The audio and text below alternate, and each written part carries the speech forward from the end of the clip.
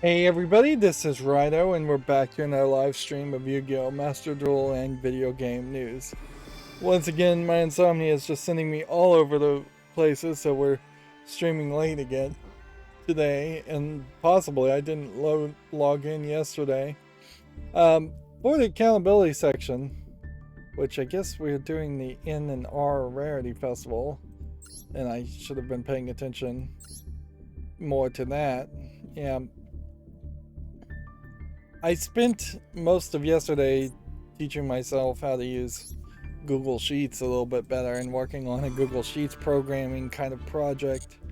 The good news is I won't spend any more time on it. The bad news is it did inevitably take up all of yesterday, and I just hyper focused on that project, so I didn't get any more Mirror's Edge Catalyst recorded, but I have been able to get a couple episodes in the past 2 days, so I think I may have gotten at least one recording in between the last stream and this one. Let's see if they have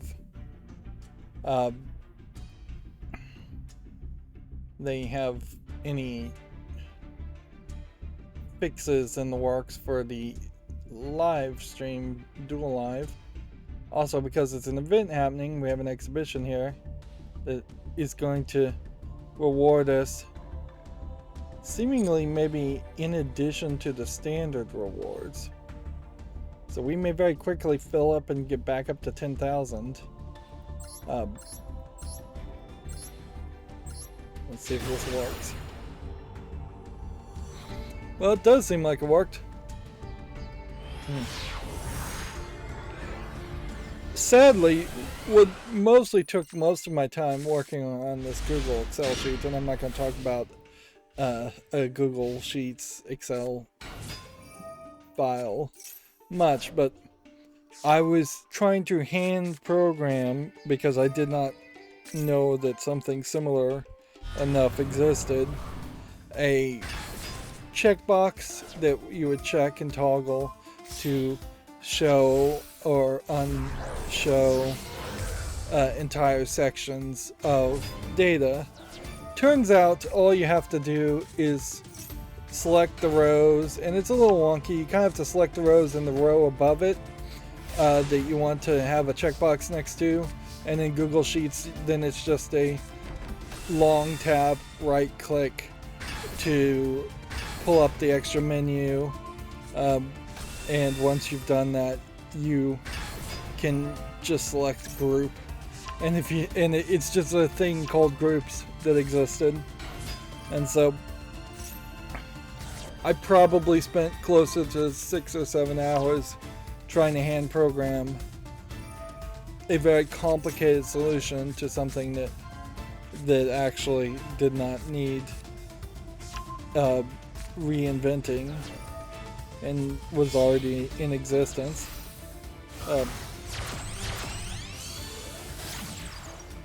But after that, I was able to really just start to move things around and get things working fairly well. With the groups, you can also you can also toggle showing pictures if you have like pictures in a row, because you can insert pictures into cells, and you can merge cells to make the picture fit better. But oddly, if you try to use like a program or a function to put in a picture, while you can do it, it has to be a public, like Google Photos link, which I don't know how many people would be willing to, in an Excel sheet, have a public photo, depending on what the photo is, just on that anybody who can randomly guess the link could see. It'd be fine if it's just a public facing logo that's on a website, but if it's, for instance, pictures of checks that have been scanned in or something like that, like you definitely wouldn't want that public. And you would think Google would have better integration to say, hey, you can integrate private photos from Google Photos accounts into Excel sheets you also have access to. Although that might get really confusing really fast. And I will say, just to wrap up what is probably already too long of a talk about an Excel sheet, almost always when I do try to do anything with Excel, it's not to have anything to do with numbers or finances or accounting. So it really is just bending over backwards to make something that is probably closer to a form that you would use with a database than an actual like this is for accounting spreadsheet. And I can't help but think that there's probably a significant number of people who do something like that, where it is 60-70% flash on an Excel sheet, and maybe once in a while you actually do put in numbers. On the other hand, if you were actually going to do finances, an accountant might use Excel sheet. Did I accelerate this? I didn't. Oops. But a service representative, a cashier, whoever is actually running the credit cards or taking in the cash, they have way more optimized, dumbed down interfaces on point of sale devices, and then it's the point of sale device that would print out or email reports or logs as to the numbers, and then it would be a matter of hopefully being able to automate those numbers into some kind of Excel sheet, which even at that, maybe you don't really want to be using Excel, and you might be better off using some other software. A lot of office software, I would say, probably is a lot less useful than you would think, and shouldn't be used. Like, I don't think any professional writers use Microsoft Word, for instance, to write books. The screenwriters definitely don't use Word to write screenplays. I would imagine most professional accountants also are very much in the same boat. So you have this reward list here, but then you also have event rewards. So the real question, since this is only normal and rare cards, does that mean there will be just no real synergy around doing a one-turn kill or anything like that? Will we straight up be playing very, very basic strategies of put a 1400, just put a 1400 character on the field?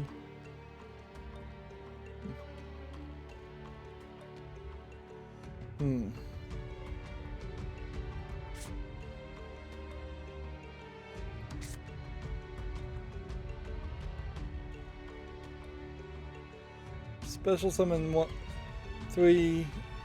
level 3 armored dragon from your deck in defense position. And see, it says just defense position, not face down or face up defense position. So this is such an old card that it's gotta mean face down defense position. Wouldn't be surprised if we see some fairly old cards. And this definitely would have been the time to do a festival like this, is to highlight old cards.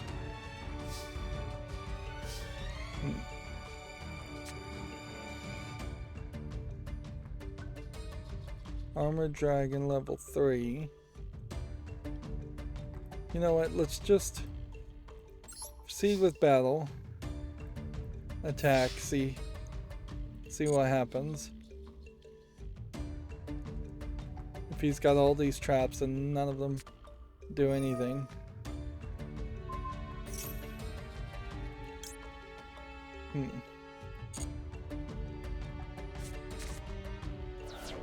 Alright.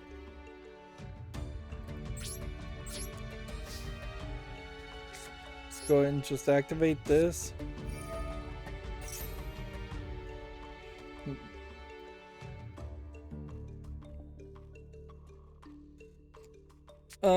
I've been playing a lot of Magikarp Jump. It's a pretty good game for general people that don't want to really play mobile phone games.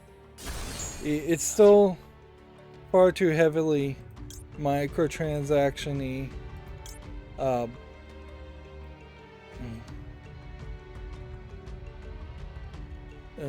In my opinion, it's just a little too microtransaction-y, even though it has a warning at the front saying you don't need to buy any of the microtransactions.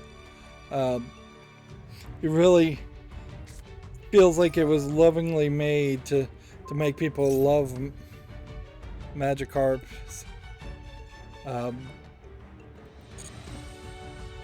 Considering how Magikarps are kind of useless Pokemon, and the game kind of fully admits that, and still it shows a way that people could love them or learn to love the Magikarp. There we go. Just let all those cards play out, and then we can destroy this one. And then that's gonna break his. That's gonna break him down to not being able to do much. You can see this deck that they're playing though is much more of a deck.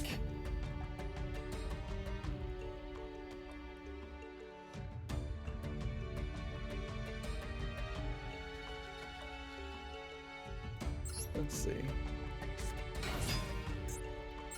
Let's see if we can activate this and send this. And then we could summon Armored Dragon level 5 for 2400, or Armored Dragon level 5 for 2400. Seems like they're the same, so let's just take one.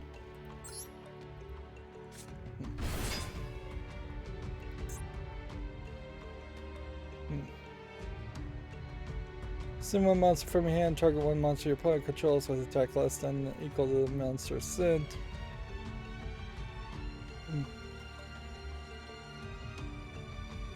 Just get level 7.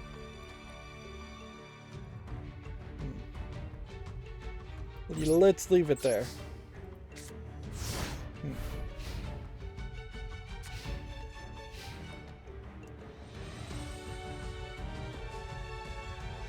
I do imagine, though, as far as Magikarp Jump, I will probably get bored of it relatively quickly in a couple of weeks, and unless there's some kind of late gaming repetitiveness, grindy breaker. Let's see. I finished Link's Awakening as far as the design your own dungeon stuff. Apparently Nintendo Switch put out new firmware which adds folders, which yay, it definitely needed folders, but also it's kind of ridiculous it took this long for them to add folders. Arguably it may have been a problem they created for themselves by introducing the ability to archive software and keep the icons on your screen, but that's something also you would want to do. I don't know if the new firmware changes anything else at all as far as the Nintendo Switch. And I just received the 8-bit adapter so that I can use the Xbox One controller to control the Switch in docked mode. And so I'll have to set that up. I also have not run into any problems as of yet as far as my computer, so maybe I did finally fix it by I don't know what really would have happened, just moving USB cords around. I have noticed that there has been a slight there's been a slight hitch about twice, or stutter frame drops when playing Mirror's Edge Catalyst, which I am almost 100% sure is just Mirror's Edge Catalyst. Mirror's Edge has a lot of visuals, a lot of reflections and stuff, so it would not surprise me one bit if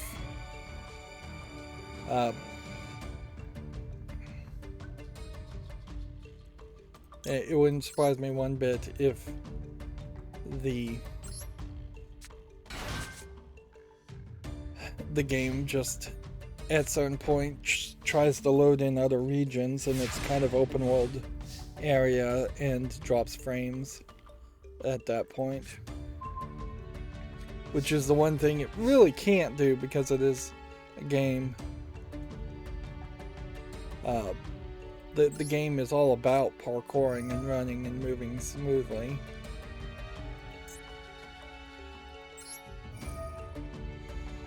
Alright, send this to the graveyard.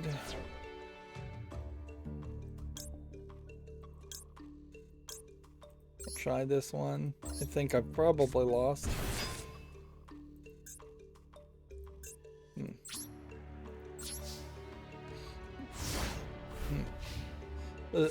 It'll probably be slower for me to get around to like finishing Super Mario Run. I'm gonna have to put in real effort to get that game done, because yeah, it's or New Super Mario Brothers U, not Super Mario Run. I did try Super Mario Run on my cell phone, and I think I already mentioned it, that I'd already played that game and it's pretty awful. I also tried Mario Kart and it's pretty awful because it just controls terribly on the cell phone. So the vast majority of first-party Nintendo games, I think almost all, no, I think all of the first-party Nintendo games on cell phones are bad, in my opinion. And then the Pokemon Company spin-off, second-party, I guess, Nintendo games are also pretty bad, with the exception of Magikarp Jump, maybe, and Pokemon Go, of course, would be good. But Pokemon Cafe has too much microtransactions. Pokemon Unite, too much microtransactions. Pokemon Unite, actually kind of a decent game, just too much microtransactions, and it seems like that is the constant refrain, is that before they even got good at now that was a very slow game compared to the last event. Let's try this one then.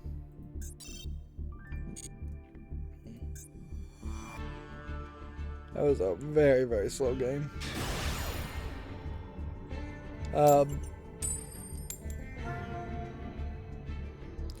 And yeah, generally there just is not a great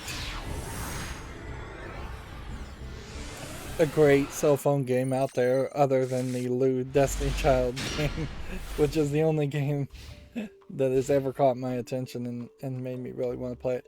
I played Simpsons Tapped Out for a year or two, and I played a game called Adventure Town for a while. I tried that adult game, which was called like College Days or something, from Nutaku, which, take note, I haven't said anything new about Nutaku in a very long time, because they were really just a sponsored advertiser on one of the news sources I stopped following, Tech Raptor.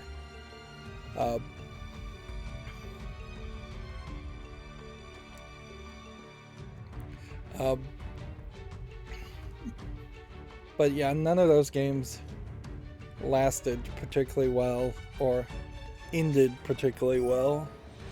And I was just sticking to them because of the grindiness of it. And in a lot of ways, I still am sticking to Destiny Child because of the grindiness of it and the constant update of new content that you get in that. And like Adventure Town had no new content added in the last year, if not 2 years that I played it. Simpsons Tapped Out constantly was adding new content, but it was all microtransaction based. The College Days adult game barely had any new content added to it, and it was always really, really expensive if you were trying to get it.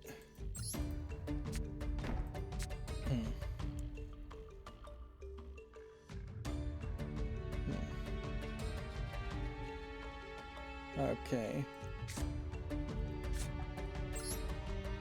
Let's see how this works.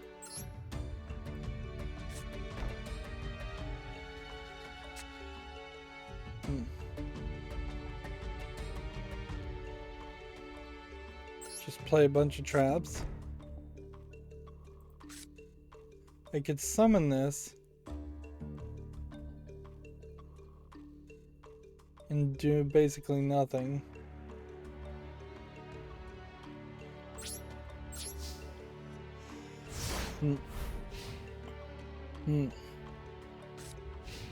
Let's see, do we have anything else to talk about, even though as far as the accountability section or just warm up?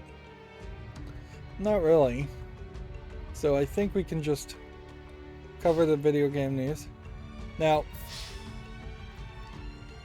ironically here, after spending yesterday not recording and doing the YouTube thing, I think my distractive ability really shows that even I would have to fire myself in some situations if I was my own boss. To just take a day off and program an Excel sheet instead of coming back and programming my macro to open up tabs, which needs some improvement, or scheduling videos, or recording videos. Special summon this one, I guess.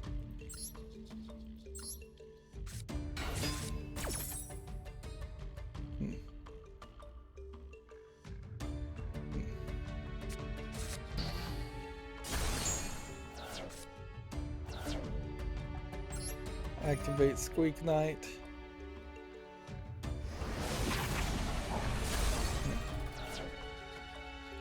Well, Squeak Knight's ability did not help me, so I should have probably brought somebody else in.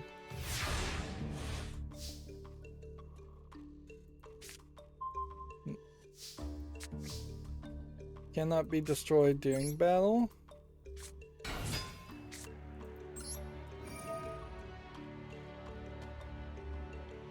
Send this to the graveyard.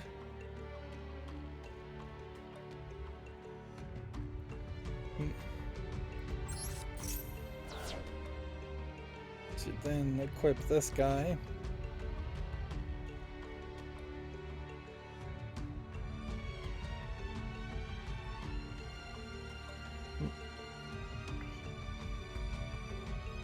Alright, let's start going through video game news. Tiny Tina's Wonderlands is out. People are liking it. Top critic average is 83% recommend it. That's giving it a strong rating on OpenCritic. Giant Bomb doing their usual thing. I don't know why I'm still following Giant Bomb at all, but they're kind of doing their usual thing where they just don't really care about anything Borderlands related and being kind of not into the Borderlands style of comedy, which is the frat boy gamer bro thing, which in all fairness, like, I would argue it's the exact opposite scenario, and this is why you should probably never try to please mainstream video game critics, or video game critics in general. You should never try to please critics, period. But like, there has been a push from Giant Bomb for years now, from the different Borderlands, to say that it's this frat bro, unwoke style. I hate to use the word woke, but it's the best shorthand to use here, that Borderlands has, and that they want it to be more talking about political aspects and addressing issues and propagandizing left-wing liberal mentality, when that's never what Borderlands has been. On the other hand, Gearbox has kind of gone in that direction somewhat, and it's made Borderlands games worse, not better.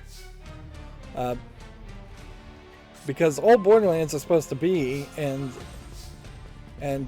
critics refuse to realize this or admit it, is just a dumb, stupid looter shooter with a bunch of psychopaths. They were literally called psychopaths, doing stupid, slightly inappropriate high school, college humor pranks. It is Jackass the video game is what Borderlands started off with, and slowly we've had parts of the story chiseled away, where the midgets are no longer called midgets, and the psychos are not really mentioned, and the story has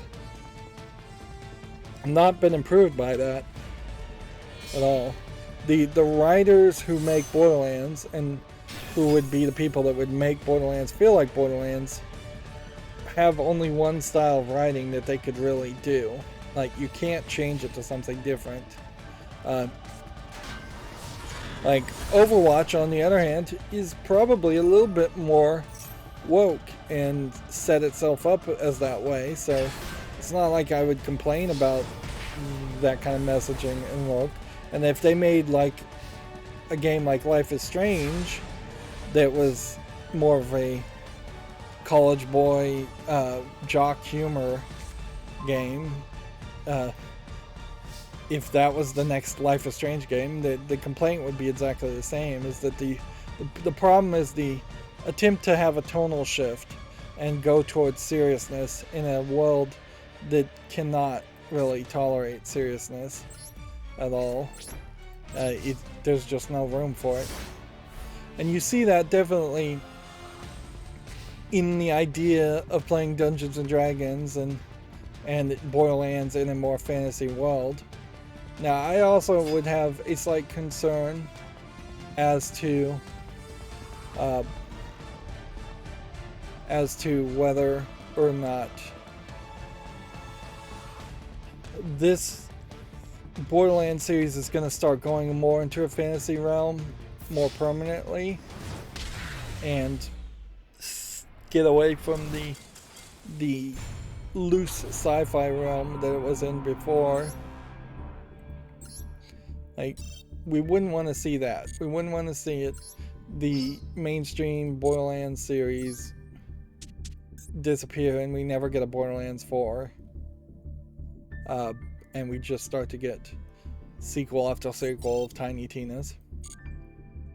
I also will have to wait and see if there's any evolution of Tiny Tina as a character in Tiny Tina's Wonderlands. Is she getting slightly older because she got slightly older in Borderlands 3? Is she getting more mature? Is she going through any kind of developmental growth, emotional growth storyline? Because remember that the first Tiny Tina Adventure DLC experience was set right after, confusingly, one of the main characters died in a game where everybody else automatically respawns when they die, and that was canonically the way it always worked.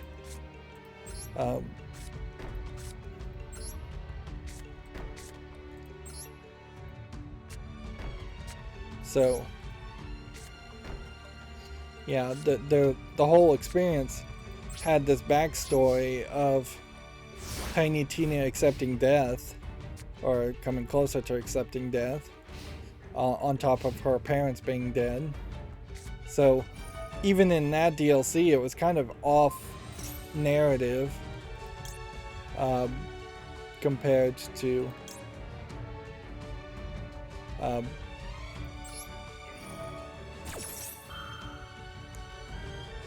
it was kind of oddly off the narrative of what Borderlands was, because Borderlands 2 went in that direction and killed off a character and started acting very seriously for a very weird reason.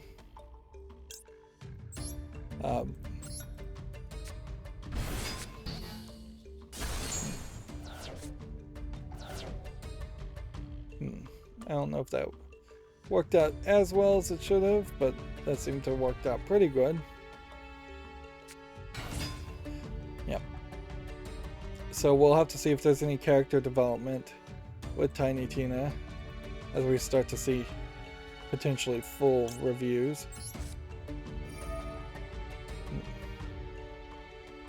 Let's see.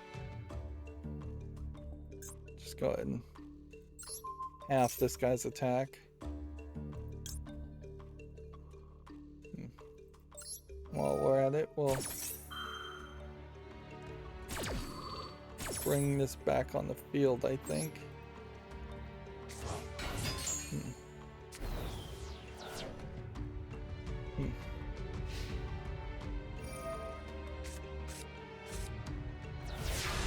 Oh, I put all those characters on the field and then was not able to do anything with them.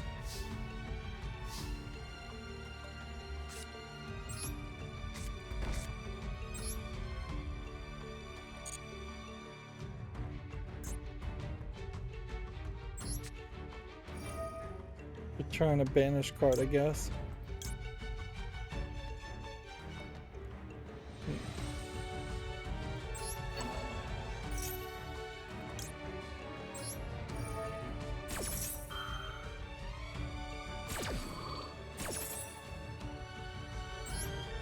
Put that on the field.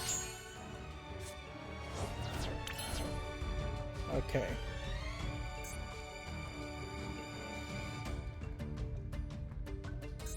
Now, what can we special summon? At 1400. And is this guy just gonna disconnect? Or did we just lose the server or something? Moving on with video game news. The next gen patch for the original Dying Light has finally reached the Xbox. Is this new news or is this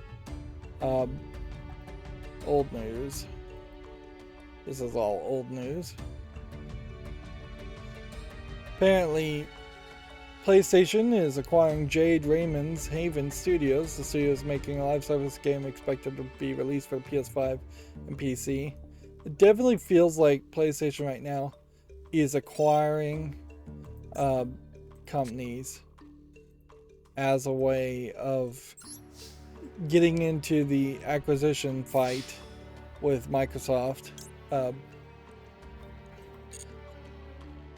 But the way they're doing it is they're acquiring companies that they already had development deals with, and so as such there was already kind of contracts involved.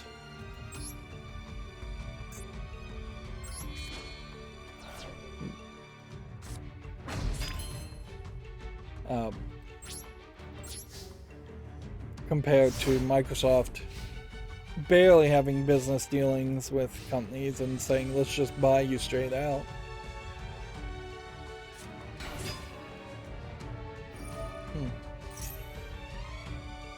You would almost assume that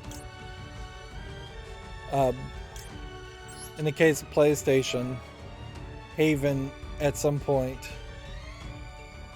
wanted more money, and instead of saying we will give you more money as a publisher, they said, we'll give you more money if we acquire you.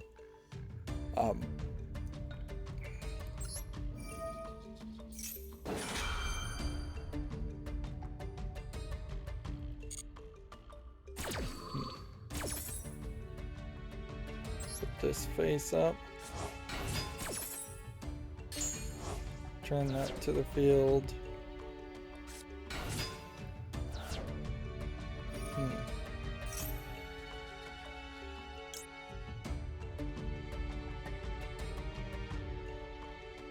Special summon it from the graveyard. Let's not activate that. I'm not 100% sure as far as who Jade Raymond is, or if Haven Studios has actually made a game and released it. It is also worth mentioning that there are, I think, at least 8 women, making sexism accusations against Sony Interactive Entertainment, so PlayStation. And as such, that creates another issue, certainly. Jeez, I not only is this slow, it's just doesn't feel like there's kind of a great system here using normals and rares, and this is what I was afraid of, is that there wouldn't be a great system as far as how to actually get the wins. I may end up wasting a ton of time playing this off screen to get victories, and I very possibly may have to open up some packs just to balance out for that. Moving on, Video Games Chronicle says Epic and Xbox commit Fortnite proceeds to Ukraine for 2 weeks, raised $36 million in one day. CD Projekt announced its next Witcher game, kicks off a new saga and is being made with Epic's Unreal Engine. It's not going to be an Epic exclusive, at least that's what they're saying. That if anything, it would be a Good Old Games exclusive, but they're not saying that either. You can see that there is kind of a different wolf mask here being teased. This probably means nothing, but I wouldn't be surprised if the next Witcher game is set 100 years in the future, when the Wild Hunt might be coming back yet again. It could also be set in the timeline of the youth of, I think his name was Vesemir, or even the youth of Geralt, just far before that. Geralt of Rivia is not particularly the most interesting character anyway, so so if you manage to replace him, that's fine. You kind of have to replace everybody else too, but you may not have any choice.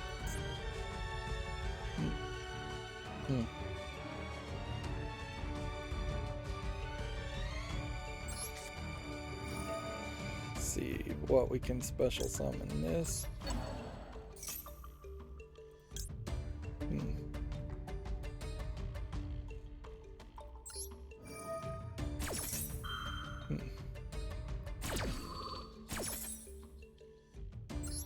Base up.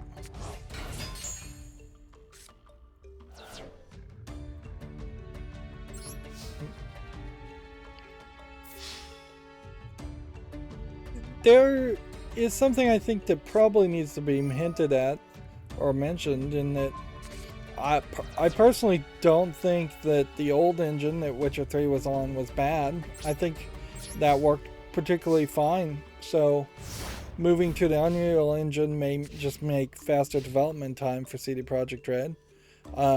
There definitely was a lot of hiccups and trouble with Cyberpunk 2077, which also would have been using the same engine, I believe, as Witcher 3. But I don't know how much of that really was the engine's fault. But yeah, we are definitely in an era where everything is being pushed towards Unreal Engine, Unity engine.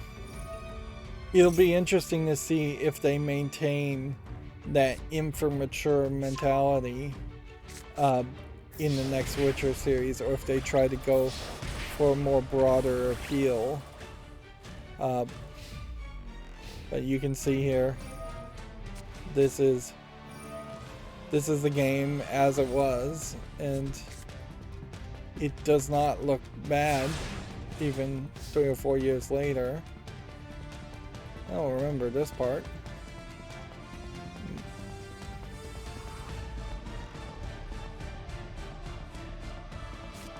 There is something I would say that feels a little weird about the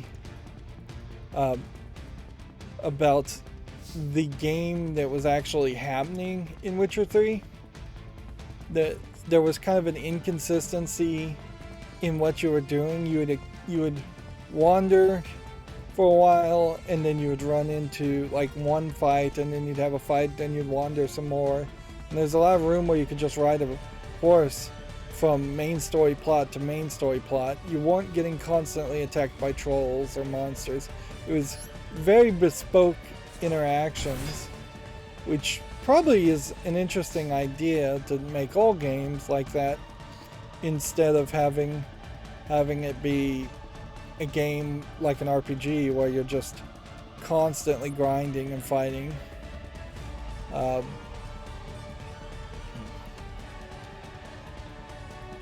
see if this works. And then the Gwent is kind of a prime example of that, where you have some part of the game that is its own little separate event, something that you could easily not engage with. There inevitably is somebody out there that didn't play any Gwent in Witcher 3, or didn't do any of the hunting or fighting in Witcher 3, in favor of some other weird just rushing through the storyline experience.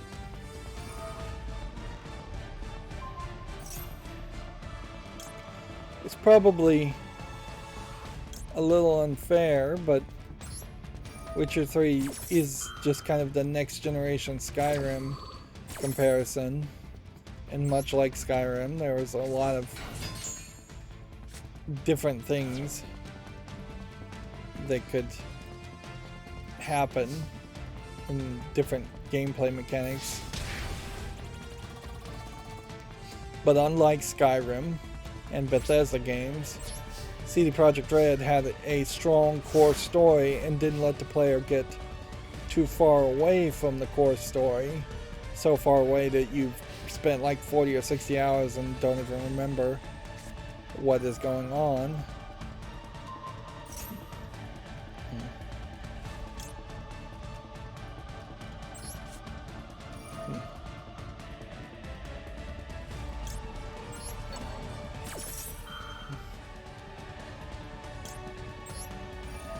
Like, I'm activating all these traps, and if I was getting even like one experience for activating all these traps, I'd be a lot happier doing all of this, but it really is just wasting my time.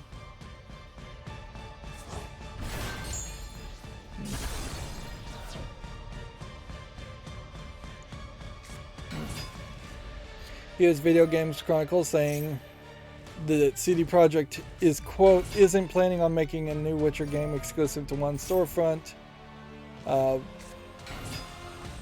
Which, yeah, they would at least say that. Mass Effect's trilogy director confirms he's working on a new sci-fi universe, which honestly would be better. And this story is kind of oddly prescient, or prescient, however you pronounce that word, to the Witcher series. Like, wouldn't it kind of make a lot more sense to just get outside of the Wild Hunt universe, or say that the next Witcher series is going to be in some kind of alternate universe where the Wild Hunt also hunts, and that they jump from dimension to dimension, but just break any history from the previous game at all and make something new. A spiritual successor to the Witcher series, something that you don't have to have the Witcher name on even, may benefit CD Projekt Red more than they think. And so it seems like all of those are losers, so then the question would be, can we make something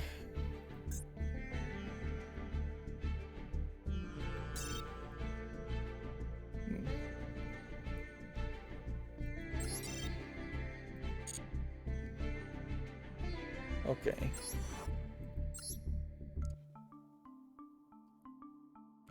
So if I was going to do this one, I'd have to get rid of this one,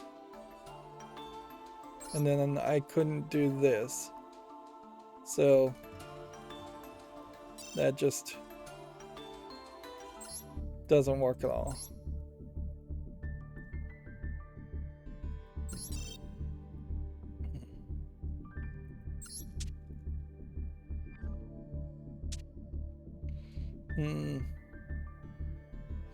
I kind of suspect that any of these decks are gonna fail miserably.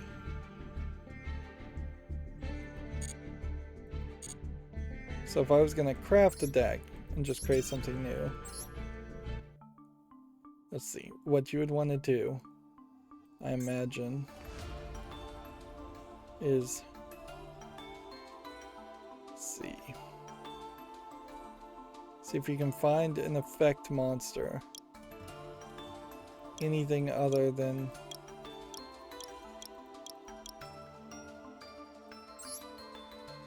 that. And then, are we already, let's see, limit ourselves to normal and rares.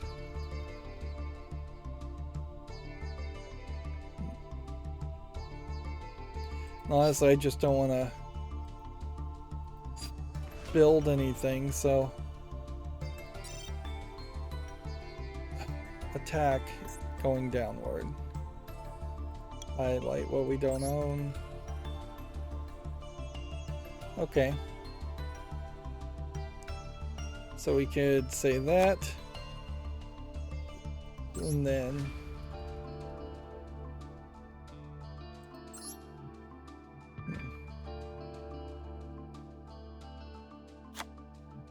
maybe throw that in there.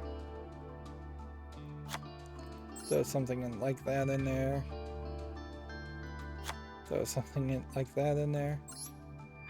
Do we have another pendulum person?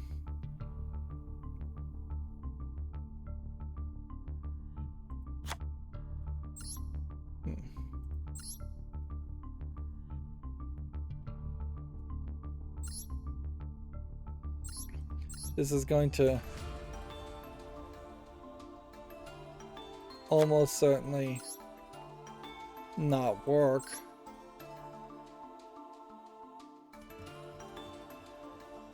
But this would be what I would mostly want to do, is take a look at what you've got, see if you can make some kind of deck.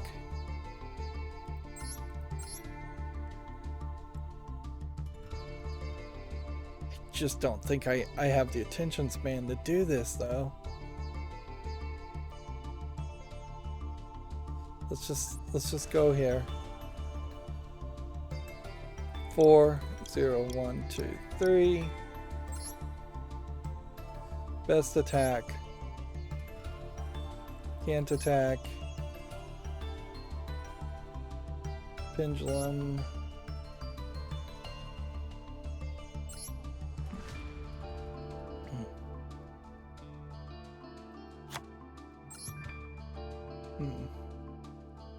Can't attack directly, can't attack.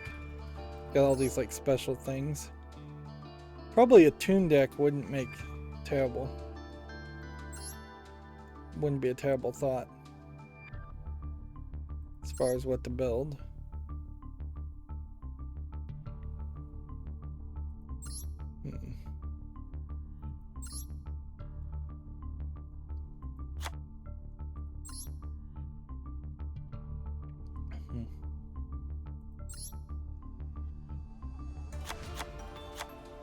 There we go.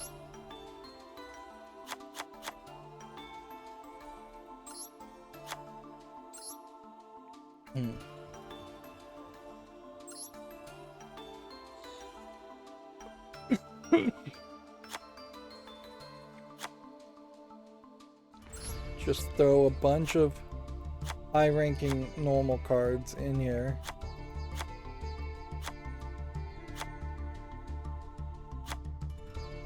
But a lot of these are saying they can't be normal summoned. Harpy's Lady, probably not a terrible way to go either. And I know I'm adding a whole bunch of duplicate things.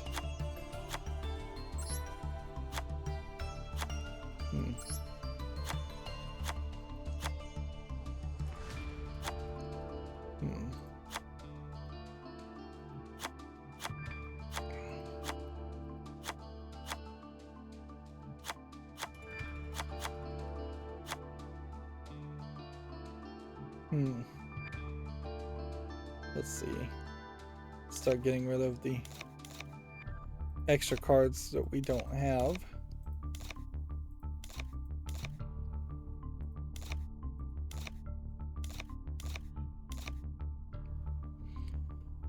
Yeah, constantly though I have this problem where I just don't want to build a deck.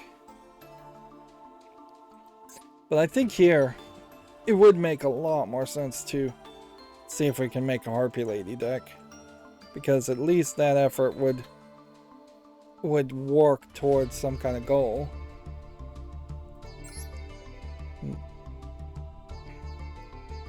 Let's also get rid of the idea of not having normal spells or traps.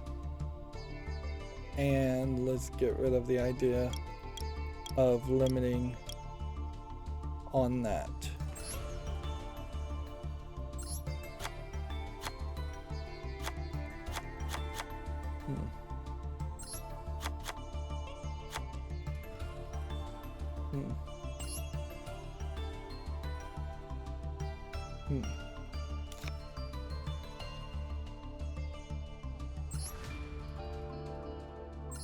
Apparently I have more than 3 in the deck.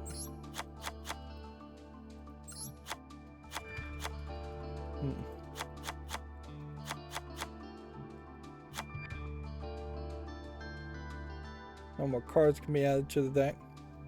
Alright, so Harpy Girl, and then this can go. And then this can go. This can go. And then this can go.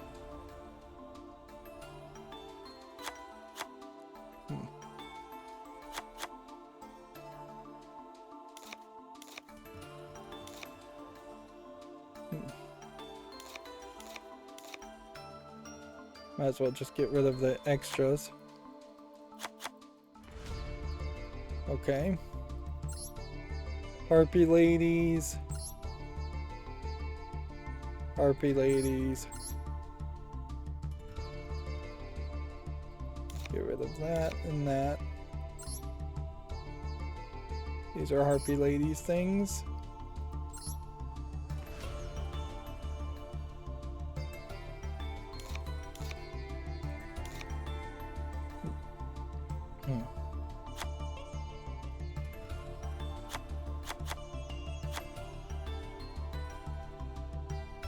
Okay.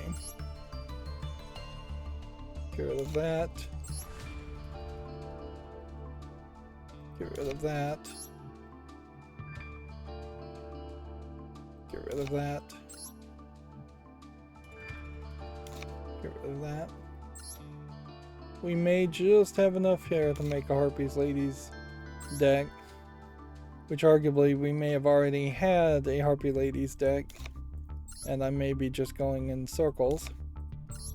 But at least this gives me something.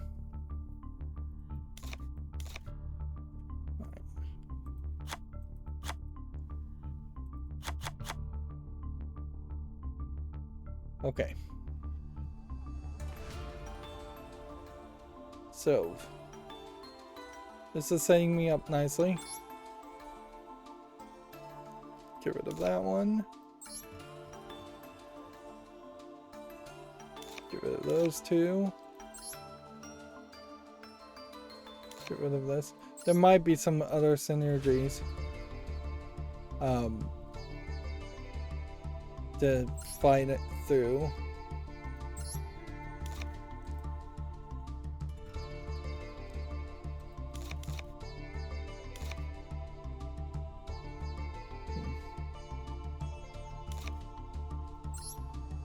Let's see.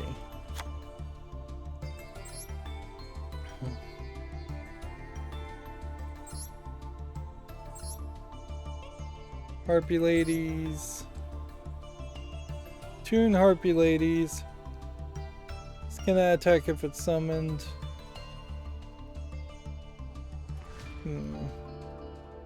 Might be worth it to get rid of the Harpy Ladies. The Toon Harpy Ladies. We'll just have to see whether everything else synergizes.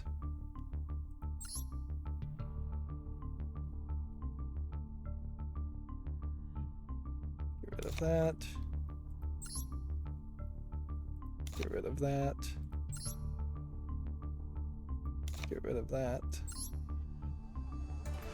Get rid of that. Yeah, and that leaves me like with 46 Harpy Lady cards. They're all normal and rare. Go ahead and get rid of that. And then that one, and that one. It gets me down to 42.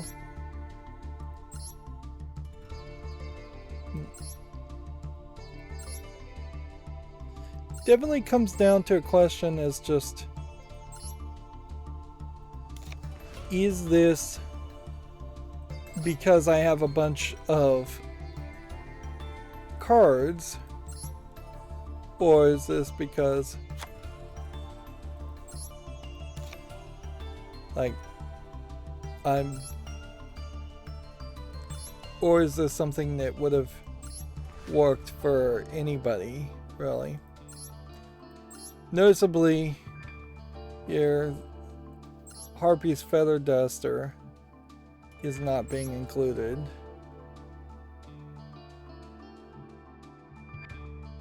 Okay. So that's an all Harpy's Lady deck. Now, if I was to say, let's look at the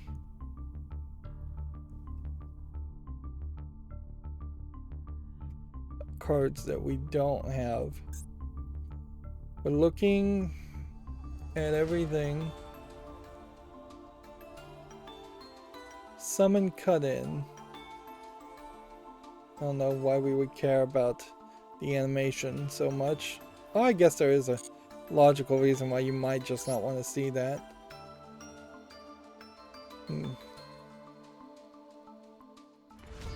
So I could craft like 3 of these.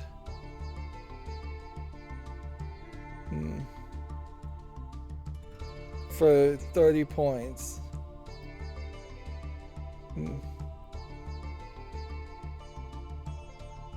Yeah. This would be about a triangle ecstasy spark. But it's not like I have a ton of crafting points to just waste either. Let's see.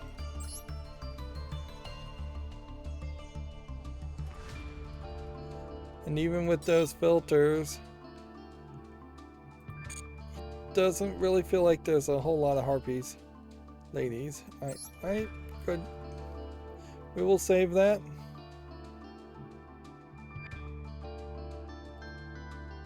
And at least that gives us something we could do to play with our own deck. And by playing with our own deck, we get 100 XP instead of 50 XP when we die. Plus, it gives us a very basic and easy to understand strategy.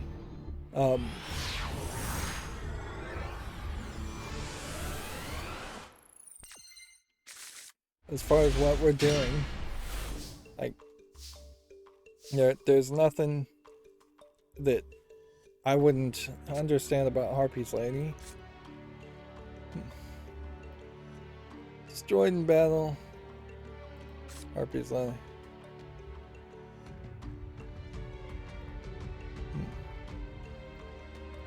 Okay.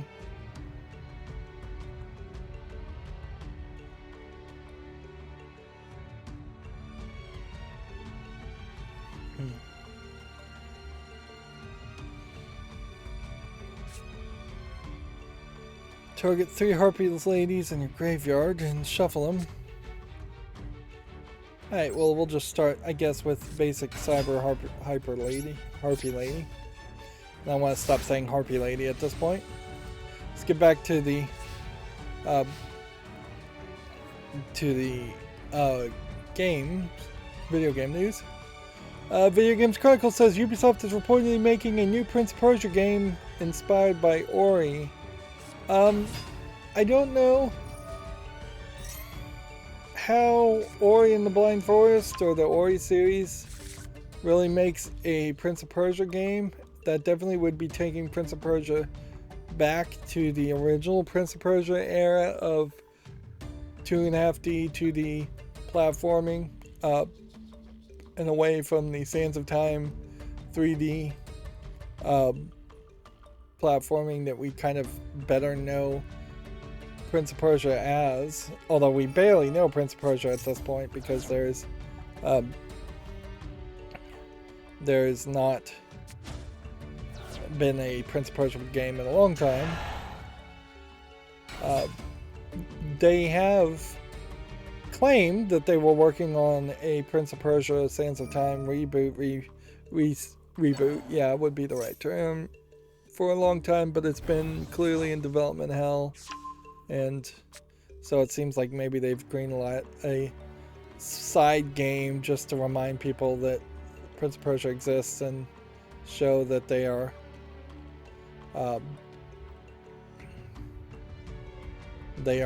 still trying to hold on to the Prince of Persia license. Here you can see this is the Sands of Time reboot that they were talking about, and boy does that, or remake, that does not look particularly good looking. In a lot of ways, a Sands of the Time remake is a lot like a God of War remake in that, yes, yes, it would be nice if there was a better way, slightly better visuals, slightly better controls to play the God of War series, but also it's still going to be a very dated, old feeling game. Apparently the Sands of Time remake which is not a reboot. I thought it was a reboot. Is coming. Well, apparently it's coming out next fiscal year, which ends on March 31st, 2023. Nintendo Switch finally has added folders, which, yay. Like, that's if that's the only thing new.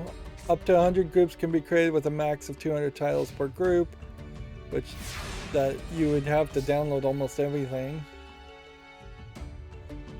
The new firmware also changes how Bluetooth audio controls work on the Switch, with on-system volume control now properly reflecting the device's own control. So they're very slowly figuring out how to just get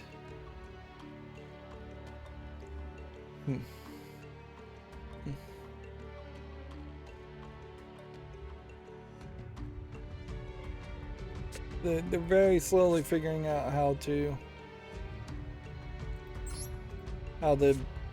get Bluetooth to work.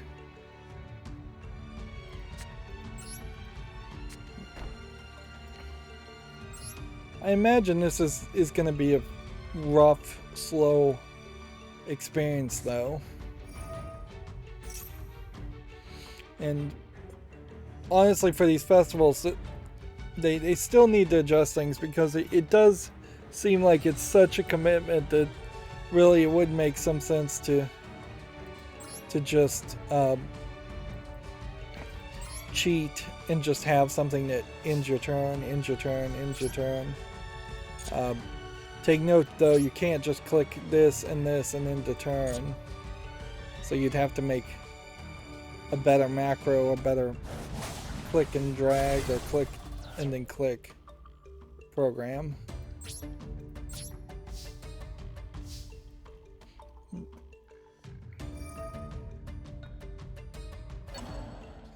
Let's see. Video Games Chronicle says Nintendo's Dragalia Lost will end its story in July and shut down afterwards. Apparently this is a mobile title released in 2018. I do not recognize this at all, so it must have been a pretty unsuccessful, like, JRPG style mobile game. I assume it's a mobile game and not just a Switch online live service game. I don't know if there ever was or ever has been a online live service that you played on the Switch.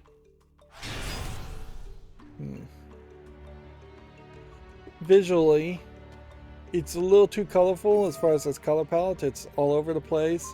A little too many characters. A little too zoomed out on the characters too. If you just crop this image, it would be way better. There's no reason to show that much sky.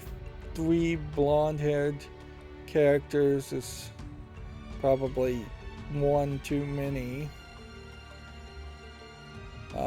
If you're going to do the whole different hair color thing.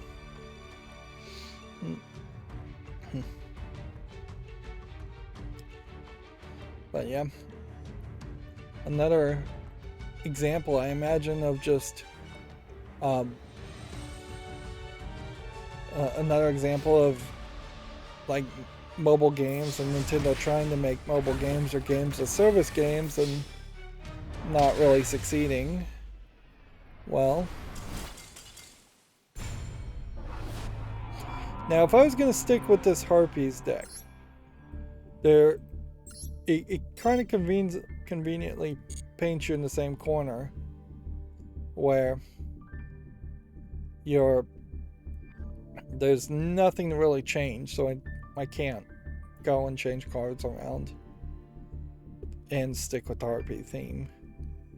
And that gave me exactly 50, which is weird because before it was you got 50 for playing on a loner deck and you got 100 for playing.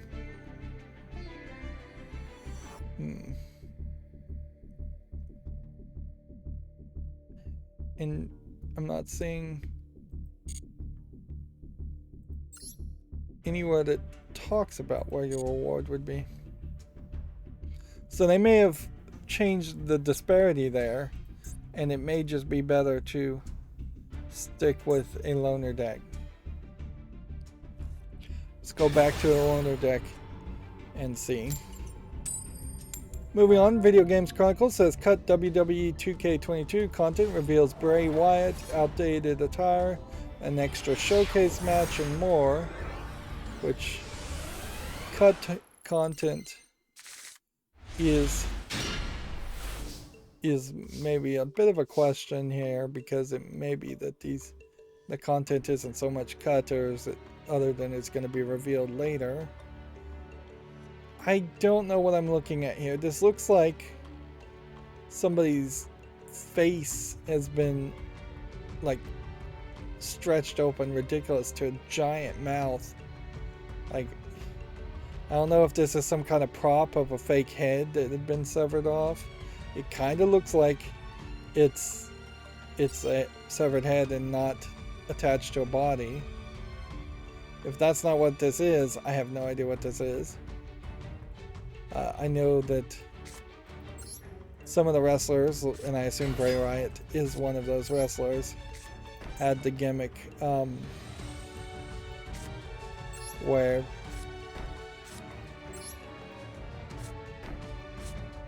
do I even have any field spells?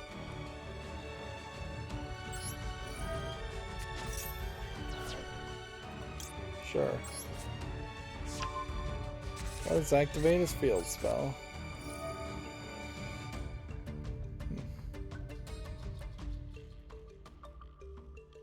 See what that does. I know some of the wrestlers definitely had more of a horror theme that they went for. I don't think those gimmicks particularly worked well. There is obviously a lot of talk going about WWE 2K.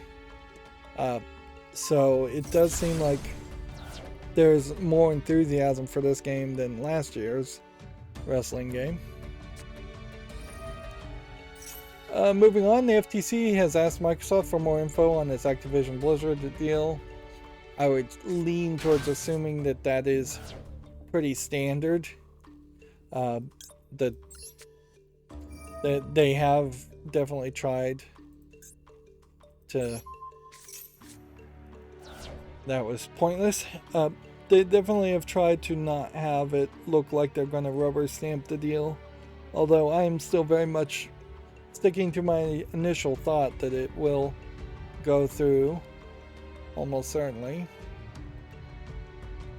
Really wouldn't be too good for Activision Blizzard if it didn't go through, because then you would create a scenario potentially where the company thinks about breaking itself up and selling off parts to different people, which might be good, might be bad. Like, for me personally, I wouldn't mind if the Activision part went one way and the Blizzard part went another, but in reality, the Blizzard part and the employees that worked at Blizzard have long since left the company, and there is really just two Activisions, the Activision corporate, and then the remnants of Blizzard that are left, that are also pretty much Activision. And King could go and do its own thing, and I wouldn't care one bit about that.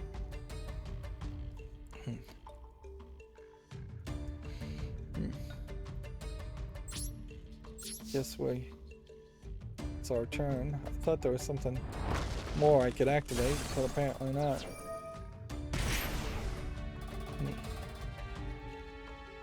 Interesting. Moving on, Video Games Chronicle says Gran Turismo 7 players fight unpopular nerf by grinding currency without playing the game. Apparently they found a way to use scripts and remote play to run the same event over and over again to grind out currency, because Gran Turismo 7 is totally built around this idea of making people pay through the nose to get their content, which this definitely feels like one of those scenarios where both sides should just separate, and Gran Turismo players should ask for a refund and not play Gran Turismo 7. Like, it is creating this dangerous scenario that we've seen so many times where Coca-Cola knows they can get you addicted to Coca-Cola, so then they can sell you, they can charge you huge markups on sugar water that will actually hurt your health in the long run. Whereas instead of people going, but I love Coca-Cola and I'm addicted to Coca-Cola, so I'm going to go steal it from a refill station or something, or steal it from a vending machine. That's not really the solution. The solution is to just stop giving them your business and stop playing. That a real boycott on the Gran Turismo services will send a much better message than trying to circumnavigate this live service that has already shown they're more than willing to update and change how things work to make things continue to be expensive to keep people playing longer and longer. Moving on, Video Games Chronicle says the first Kirby in the Forgotten Land review has been published by Edge magazine. Did they give it any kind of review number?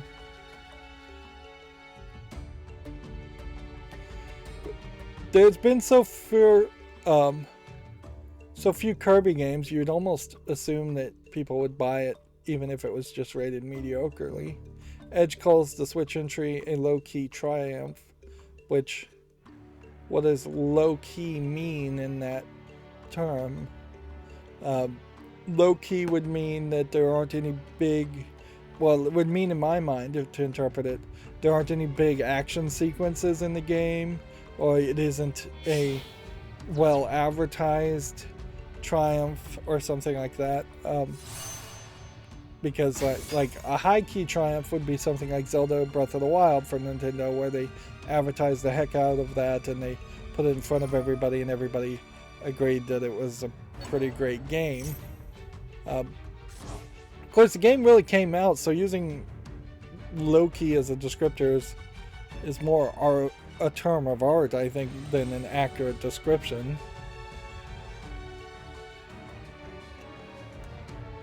I think maybe you would say a sleeper hit or a surprising addition.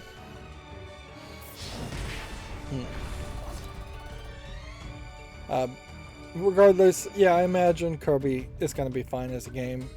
At the core of it, though, I also imagine Kirby is going to be a game where you're moving around with kind of floaty controls to fly when you're inflated, and you're jumping up on things and hacking and slashing things with a kick or punch attack or a sword attack.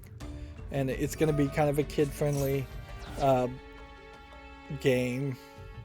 So I'm not expecting too much there. I kind of expect you'll run into the bosses like King DD, and he'll be the bad guy at some point, and it probably isn't that long of an experience, if I was to guess.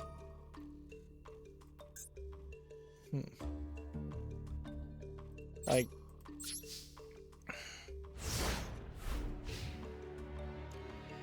there is something that I'd like to have explained to me at some point. It doesn't have to be now with spoilers and all, but I would like something explained to me as far as just whether or not the Pikmin timeline and the Pikmin world are connected to the Earth-based world that Kirby is on now, the post-apocalyptic Earth that he's on. Because I would almost assume that there is Pikmin on the other side of the planet doing the same thing at about the same time, and theoretically this may all be the same world as the Splatoon world, which would be hundreds of years in the future.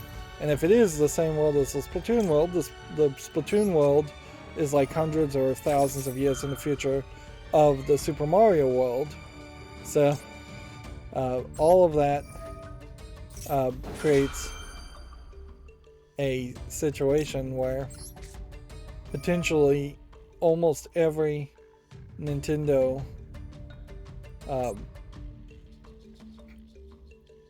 every Nintendo game is set at different timelines in the same universe, same world. Kirby has always been kind of able to fly around in space though, so like even if it is all on the same planet, there's a high chance that the next Kirby game is not set in that same on the same planet. And it kind of wouldn't make sense to move them to a different planet.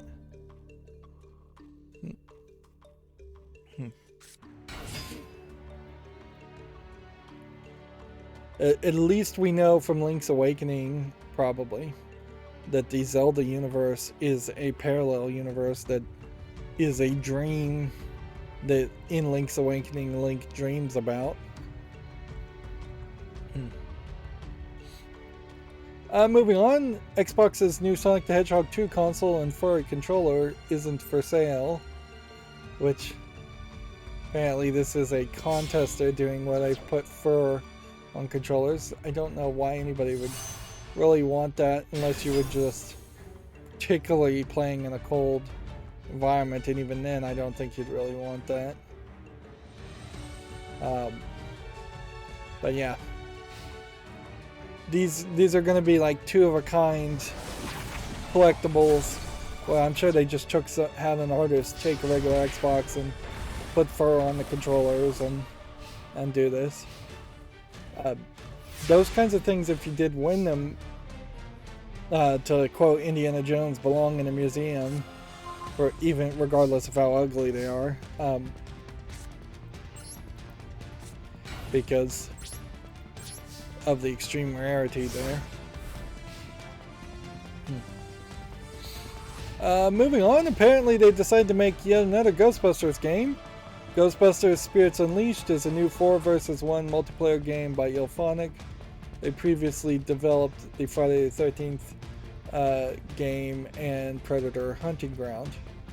What's interesting here is it looks like it's yet another group of 4 Ghostbusters that we've never seen or heard of, unless these are yeah, it just seems like it's a random group. And there already had been a top-down Ghostbusters game that had 4 kind of unnamed, unnoteworthy characters. Does the Ghostbusters license hold up enough to justify making a game like this in that world? Probably. If anything, I think maybe the Ghostbusters universe needs constant video games to remind people that it exists. As for the game, it does not look terrible, but I don't know why you would want to go full versus one. One being somebody playing as ghosts. This really feels like it is just the same game, same programming, same code from the good Ghostbusters game. And they are having cameos of the old Ghostbusters, but you're not playing as the old Ghostbusters, which maybe that means this is set more in the Ghostbusters Afterlife timeline and universe. So I got 50 medals for that, and then I activated spells and things.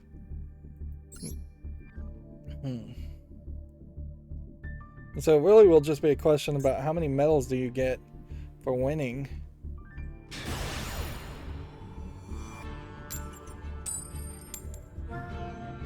Hmm.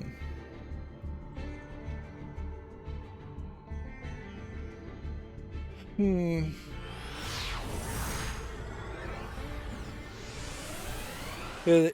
Ernie Hudson and Dan Aykroyd are kind of confirmed to be in it. They're not sure if Bill Murray will do anything. I would suspect no, he won't.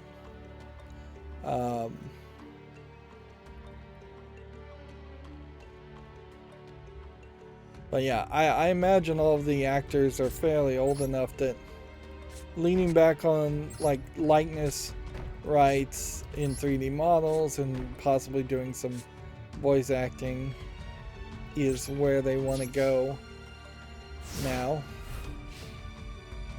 This doesn't feel like this is the kids from the Afterlife universe growing up. It feels like what they've done here is they've added 2 females and 2 males, and then they've oddly color-coded the females and males, which seems weird. Why not put them all in the same outfit?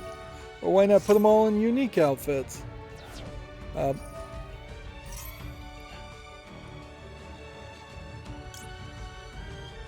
It is weird, certainly, that you just don't have another sequel, another like gameplay, single player gameplay experience in the Ghostbusters universe that would catch people's attention and catch my attention in particular as far as wanting to play a Ghostbusters game. This will be probably the second, if not third game that that is going to actively come out and I'm going to have no interest in.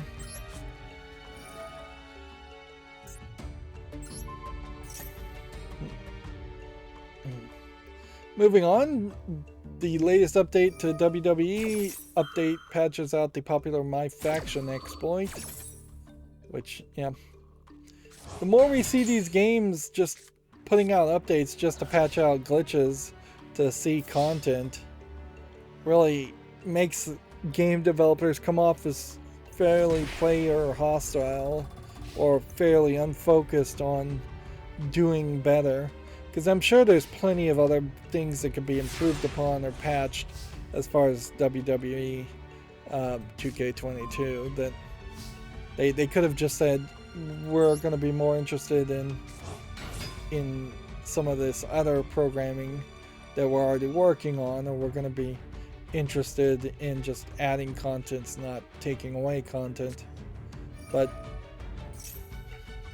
it is very obvious that the priority 100% is to protect profits through microtransactions over everything else, and that becomes, when there are bugs like this, it becomes a 100% all hands on deck experience to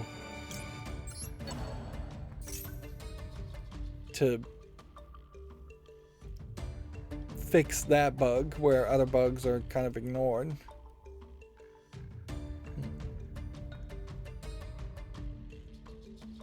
Let's see.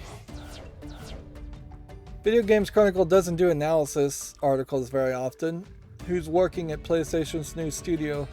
Haven, 33% of its employees previously worked at Stadia, which is not great, and 70% of them worked at Ubisoft Montreal, which I suppose that's better.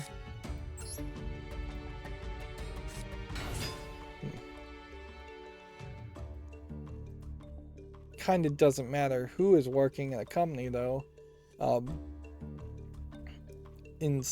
until they announce a game, and then you can kind of compare who's working on the game at that point.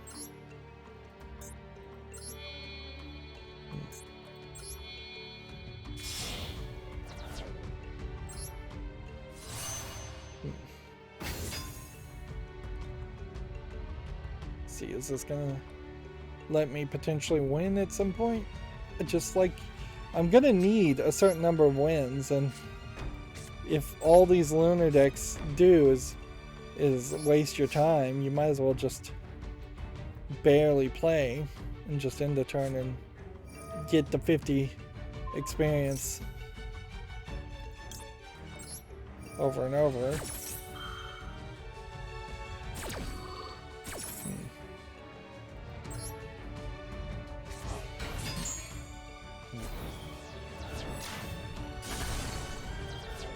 Darn it. Darn it. Cyberpunk's latest patch includes fixes for crashes and progression blockers. Yep. You have to kind of assume at this point, though, that they are done with Cyberpunk if they are announcing Witcher 3. Like, I heavily suspect we won't hear much of anything new as far as patches or any hopes or desires to add new content or have a Cyberpunk 2077 sequel. It seems like they are going to try to shift any attention they get to Witcher. Apex Legends' next 9 heroes and new map have seemingly leaked. 9 heroes in Apex Legends sounds like quite a bit, but I'm not 100% sure I even know what Apex Legends is, so I also wouldn't be surprised if 9 is very little, because they're zoomed out characters that just have different skins, but they're pretty much the same playstyle.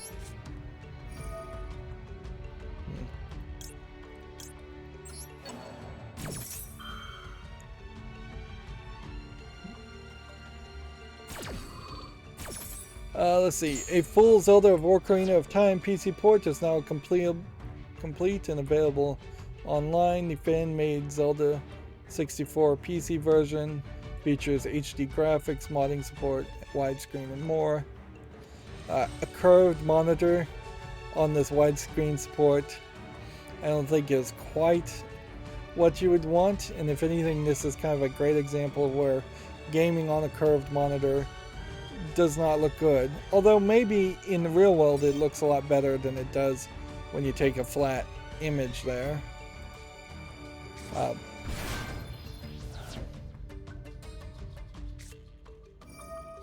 then you run into the problem, certainly, even if every single pixel and every single polygon was handmade from scratch in a white box, and none of this content, none of the code, none of the visuals, none of the audio is actually made from the Nintendo versions.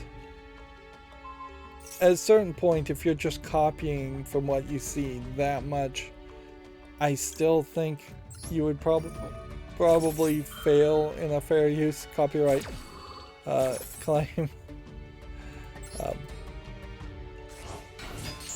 If Nintendo was smart, and they aren't, they would hire whoever did this, buy the rights to this, and release Ocarina of Time as the first official Nintendo PC game in decades. Apparently they're also HD graphics, keyboard support, modding support, force feedback, and gyroscope aiming. It's also working on text-to-speech, 60 frames per second, twin-stick camera controls, HD modules, and audio texture packs, Linux and Mac support. It's powered by a piece of software called Ship of Hurricane. The software requires users to input their own legally sourced Nintendo 64 ROM of Ocarina of Time, and it will extract the game's assets and spit out the native PC version. Interesting. So the code is all that they are offering, and then you have to use a legally sourced ROM. It's also worth mentioning, I guess, that there are 45 they're estimating that they're 45% done towards decompiling Majora's Mask. But I feel like a number like that could jump up really rapidly, or it could stay very stagnant for a very long time. This isn't particularly video game related, but I saw this really cool pan tilt zoom auto tracking webcam. Then I couldn't tell you the model or anything, but so I'm just gonna say, out there somewhere, for about $200 you can get a 4K webcam that has pan tilt zoom and auto tracking, all built in, running on its kind of own chip. So it doesn't have to use software or a ton of CPU power. Although I don't know if there really would be a ton of CPU power you'd even be using for pan tilt zoom features and auto tracking features. But yeah, it was a cool little camera. I suppose if I was ever going to do face cam, which I don't see any value in that still, I would try to snap up something like that. And if you were a teacher, it is kind of probably one of the best options,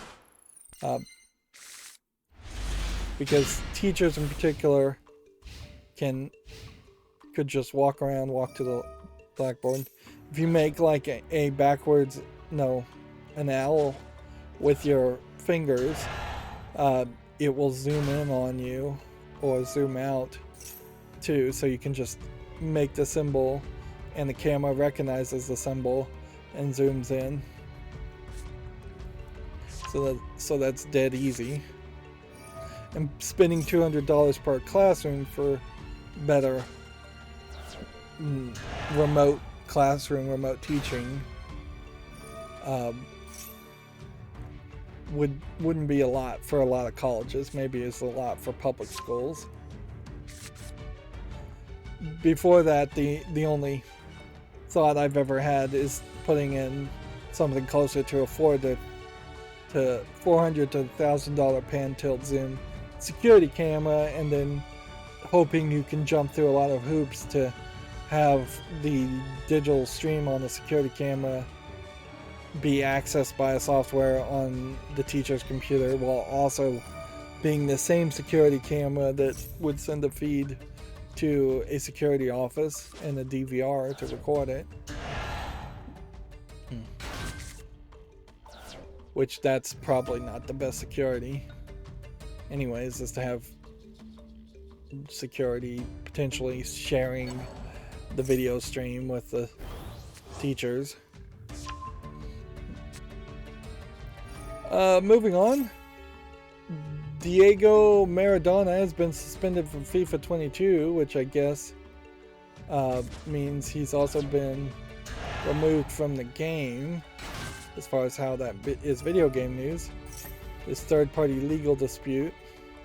I have no idea who this is. I don't follow football/soccer, so this may be a big deal. This may be nothing.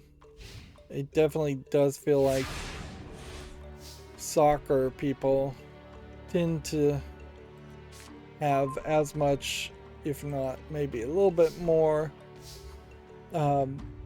controversies around the players compared to NFL players. Not to say that NFL players don't do that, it's just that there's usually only one or two of them that do that. Let's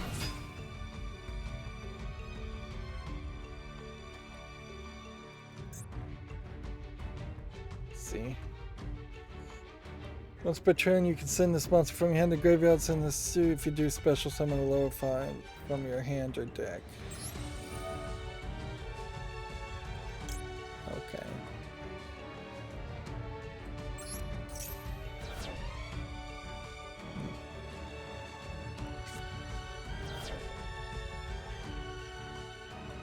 Ooh, I just discarded the card I didn't want to discard.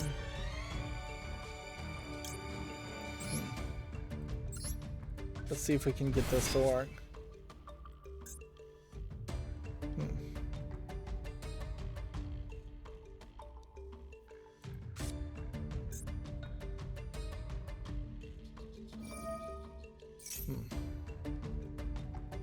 Let's see, moving on. Intellivision combats uncertainty over the Amico with an unboxing video, which, okay. I don't think that really is going to make too many people feel like there is less uncertainty.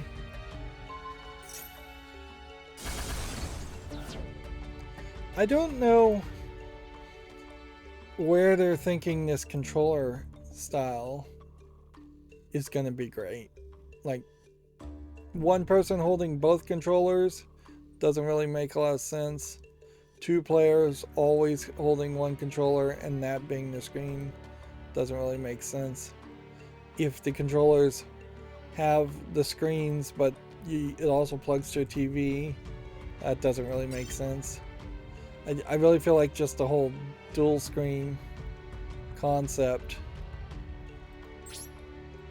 is pretty bonk. Yeah, when we can see what they're doing is they are connected to a screen, and the screen is this odd touch screen, and then the rest of the controller seems to just be a Wiimote, little spinner dial input. Or in a lot of ways, I think this is very similar to the problems with the Joy-Cons in that they're just being very cutesy with the controller layouts, when I think controller layouts are pretty much a solved problem, and even things like the Steam Deck is getting too experimental with what they're trying, and what they should be trying.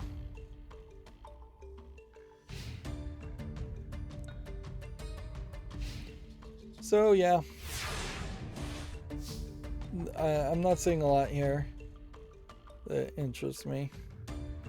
One thing I'll also say is the lighting and the post-production polish on this video, not as far as the games seems off. Like, this feels like this is an odd warehouse that they filmed in instead of a studio. You can see the lights shining off of his head. You can see there's kind of just generic warehouse design. This is far from what you would expect to see from an unboxing video or any kind of announcement video from Nintendo, Microsoft, PlayStation, even Valve. It definitely feels like they tried to get some semi-professional lighting and semi-professional cameras and make video instead of hiring a production company. Moving on, a new PlayStation 5 update is out now, with VRR coming in the months ahead. Players in the US and UK now can try voice commands. Variable refresh rate is VRR, I guess.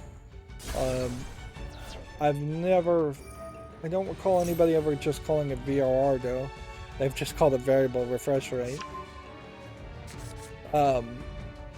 Video Games Chronicle says Stalker 2's developers reportedly partially relocating from Ukraine to the Czech Republic.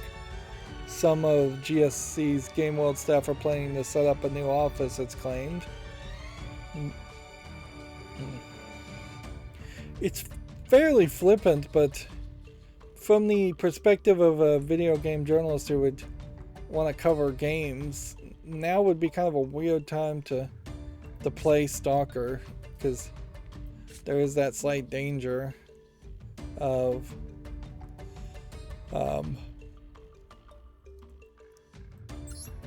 there just not being another Stalker game in the series.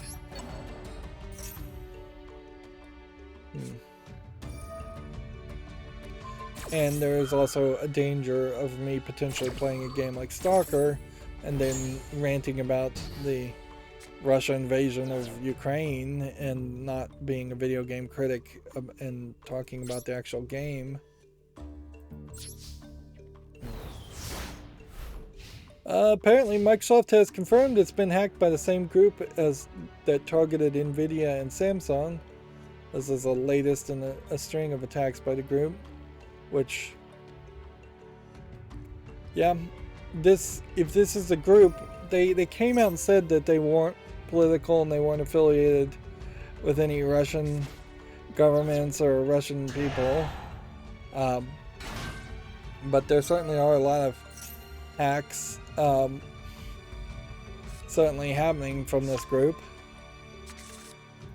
Maybe it's just that they had a day one exploit that worked, that let them get inside a lot of people's Azure servers or something.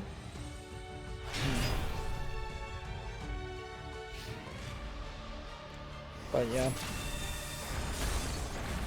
On one hand, if this is the full force of Russia's ability to hack companies, they're not really affecting much.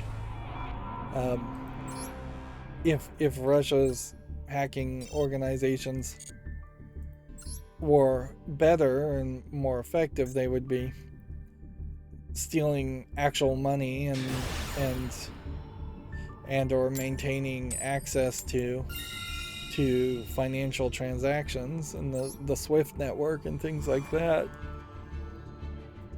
They wouldn't be just targeting Nvidia, Samsung, and Microsoft.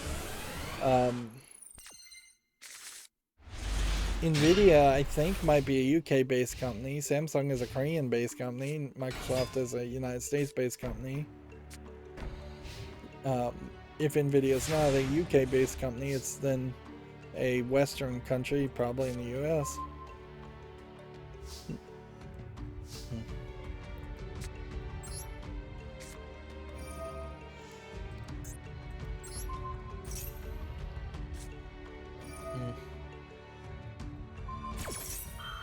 If they weren't able to target specific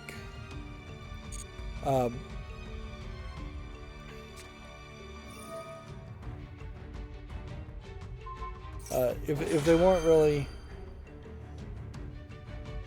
able to target specific companies, then it comes down to like the full force of Russia's ability to hack would probably be better off used against harassing individual Western citizens, and we're not seeing too much of that either.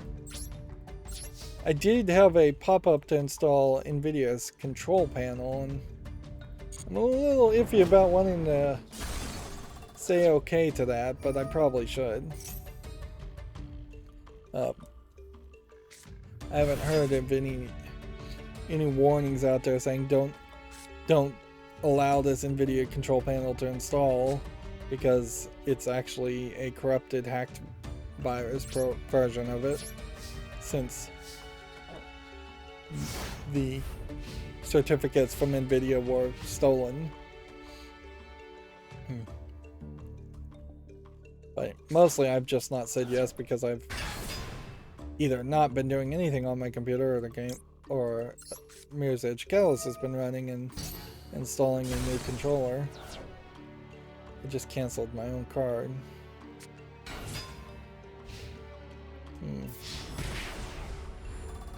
That was stupid. Oh. Moving on, PlayStation 5 Online is reportedly down following today's system update. Users are not being able to play online games since downloading Wednesday's firmware update.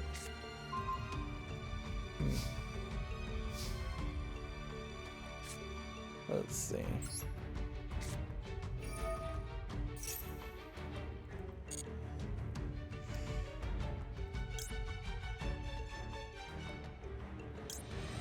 Let's just get this.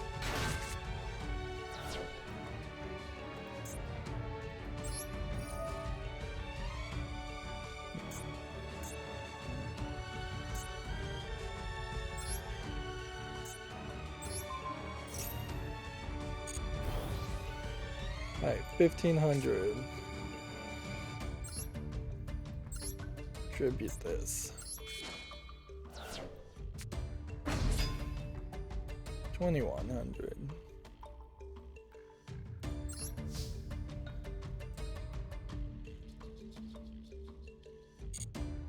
This is just going to constantly ask me if I want to do the quick spell.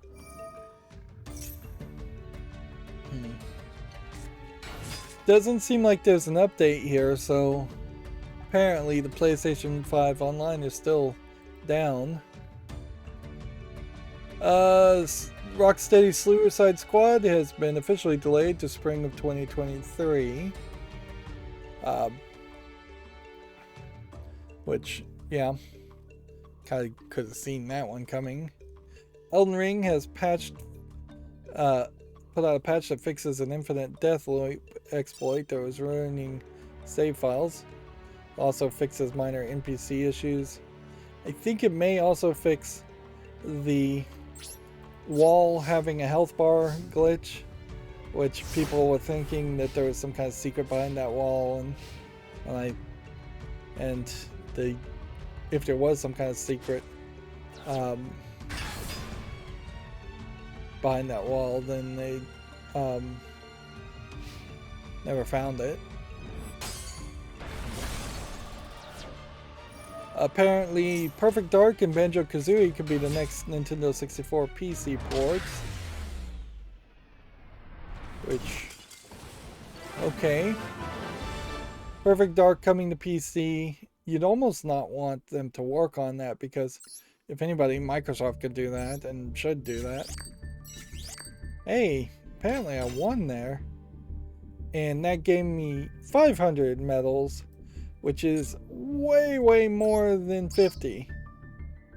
So we've got a nightmare scenario here where you're not going to be able to get to the 20,000 unless you can find ways to win.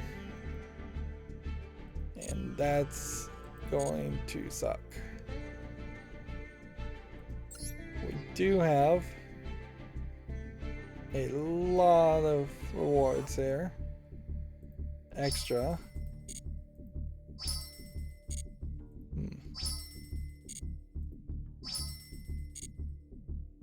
So, special summon during an exhibition 25 out of 50 times. Normal summon 15 out of 50 times. Seems like we can do that. Destroying monsters 6 out of 50 times. That might be a little bit harder. Apparently we've only dueled 8 times.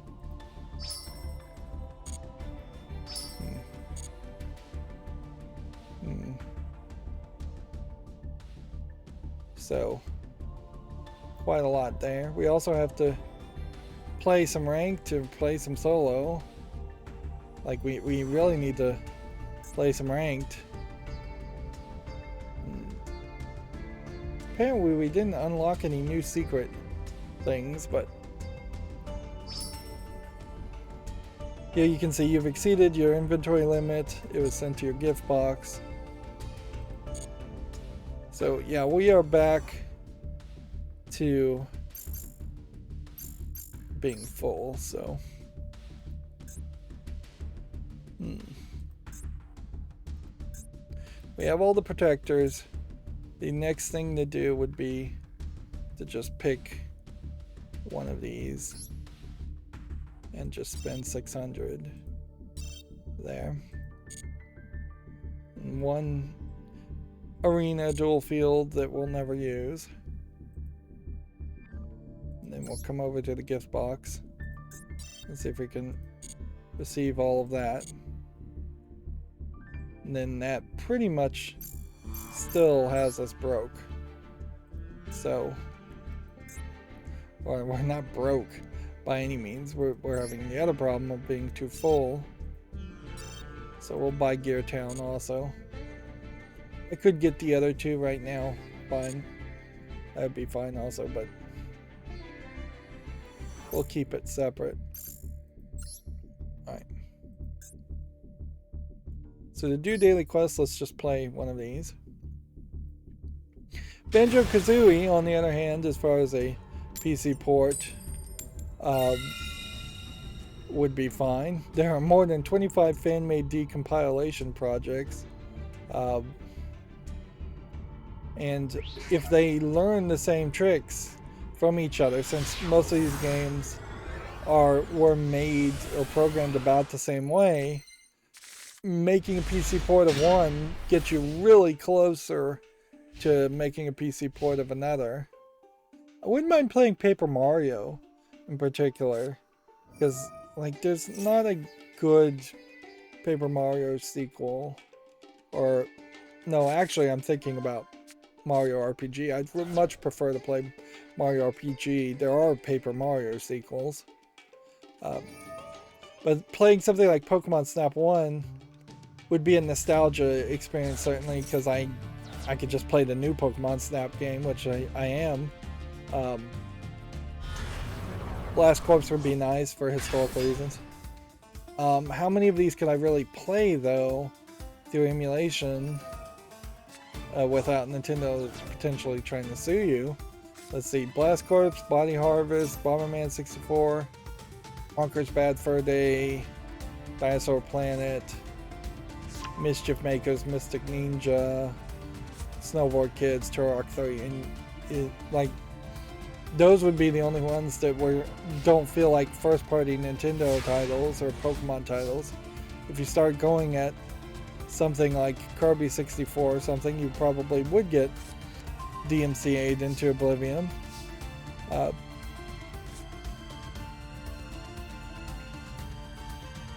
So, yeah, and unless these lead towards actual products being on Steam, I don't know if there's really an experience there worth talking about.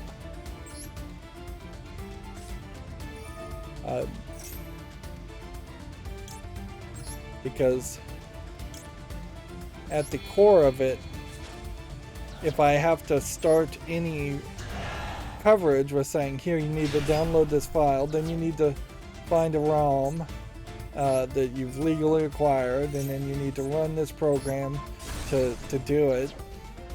That's just not like a realistic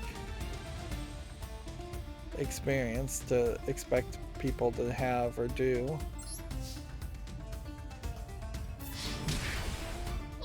This is going to be really ironic if I win in like 2 turns playing ranked. It's also worth mentioning that of these games, this is not 25 games, this is about 15 games, so there's seemingly people either working on something else or working on a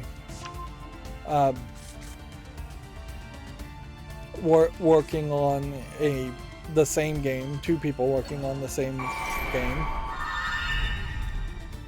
I would also say there's a slight difference between being able to buy the Resident Evil 4 game on Steam and then put in a mod to update the graphics HD.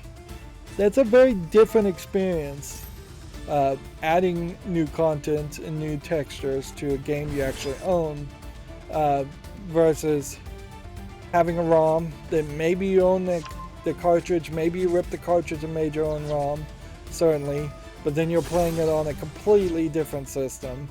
And maybe the difference really is just a matter of how inconvenient it is to set up that kind of experience, but it definitely feels like it's a slightly different thing. Of course, for all these Nintendo 64 games, I'd still much prefer that the law just came in and said they were all abandonware, and that we just had better definitions and implementations of the idea of abandonware, because in my mind they are. Moving on, Far Cry 6 is getting a free weekend and a Stranger Things crossover mission, which it's weird that there would be anything related to Stranger Things still happening. That being said, I don't think anybody really even remembers that Far Cry 6 is a thing at this point. Walmart is currently selling Xbox Series X consoles online. Microsoft says games don't need to be on Games Pass to be viable on Xbox. Phil Spencer says retailers remain an important part of the Xbox business. Of course, he would say that right up until the time when he says no, they aren't an important part of their business. Like, it would be weird, but at a certain level, I kind of would be interested in seeing a world where there are just general shops and there's like one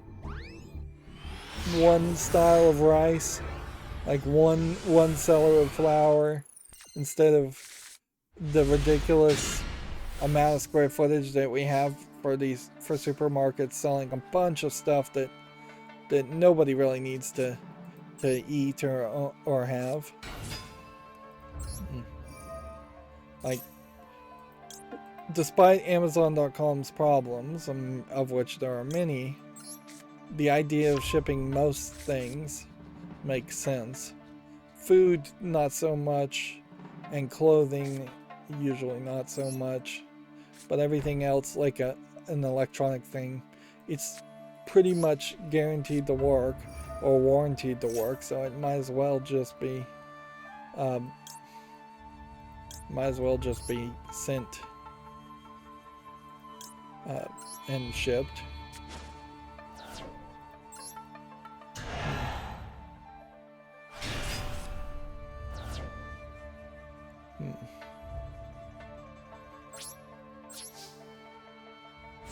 Moving on, AMD's Fidelity FX Super Resolution upscaling tech is heading to the Xbox. The PC versions of Deathloop and Forspoken will be the first games to use FSR 2.0. I imagine this probably isn't too different from something like DLS, Deep Learning Sampling, Super Sampling. It may not be using the same technology. Yeah, FSR is AMD's rival to NVIDIA's much-hyped DLSS technology, which uses AI to upscale the resolution of PC games. FSR does not use machine learning in its upscaling algorithm, though. And looking at this picture to this picture, I mean, you'd almost have to go into full screen mode to see that. Like, I am not seeing much of a difference at all. You look down, let's see, zoom in here. You look down at this like jagginess in the near field. And you look here, and I can't get them both on the screen at the same time. But that looks like this C here and this C here looks the same. They are definitely not making it obvious if there's a difference there. There is a motherboard that's about $100 off, but it's an Intel Gigabyte motherboard on slickdeals.net I saw today. So if I was going to have to buy a new motherboard and switch from AMD to Intel, that would be something I could do, but it's almost certainly not something I would want to do.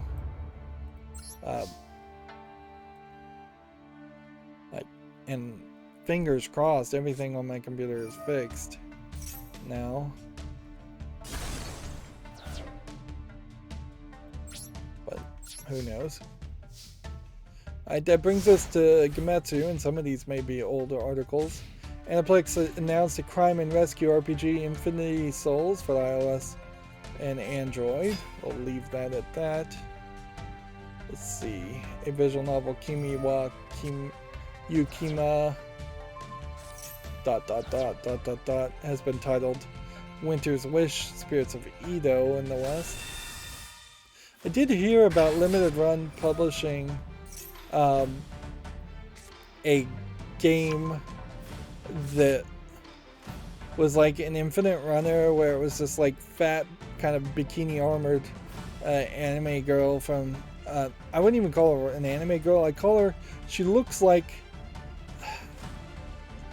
what you would like one of the characters from Dragon Ball would look like. So definitely not the moe art style, not the modernized art style, not the 90s art style. Something much closer to 80s or even 70s art style, because it's such an old game. And it's just like an infinite runner, and there's squares that are cake and water, and you're trying to hit the water and avoid the cake and keep your hydration up as you infinitely run.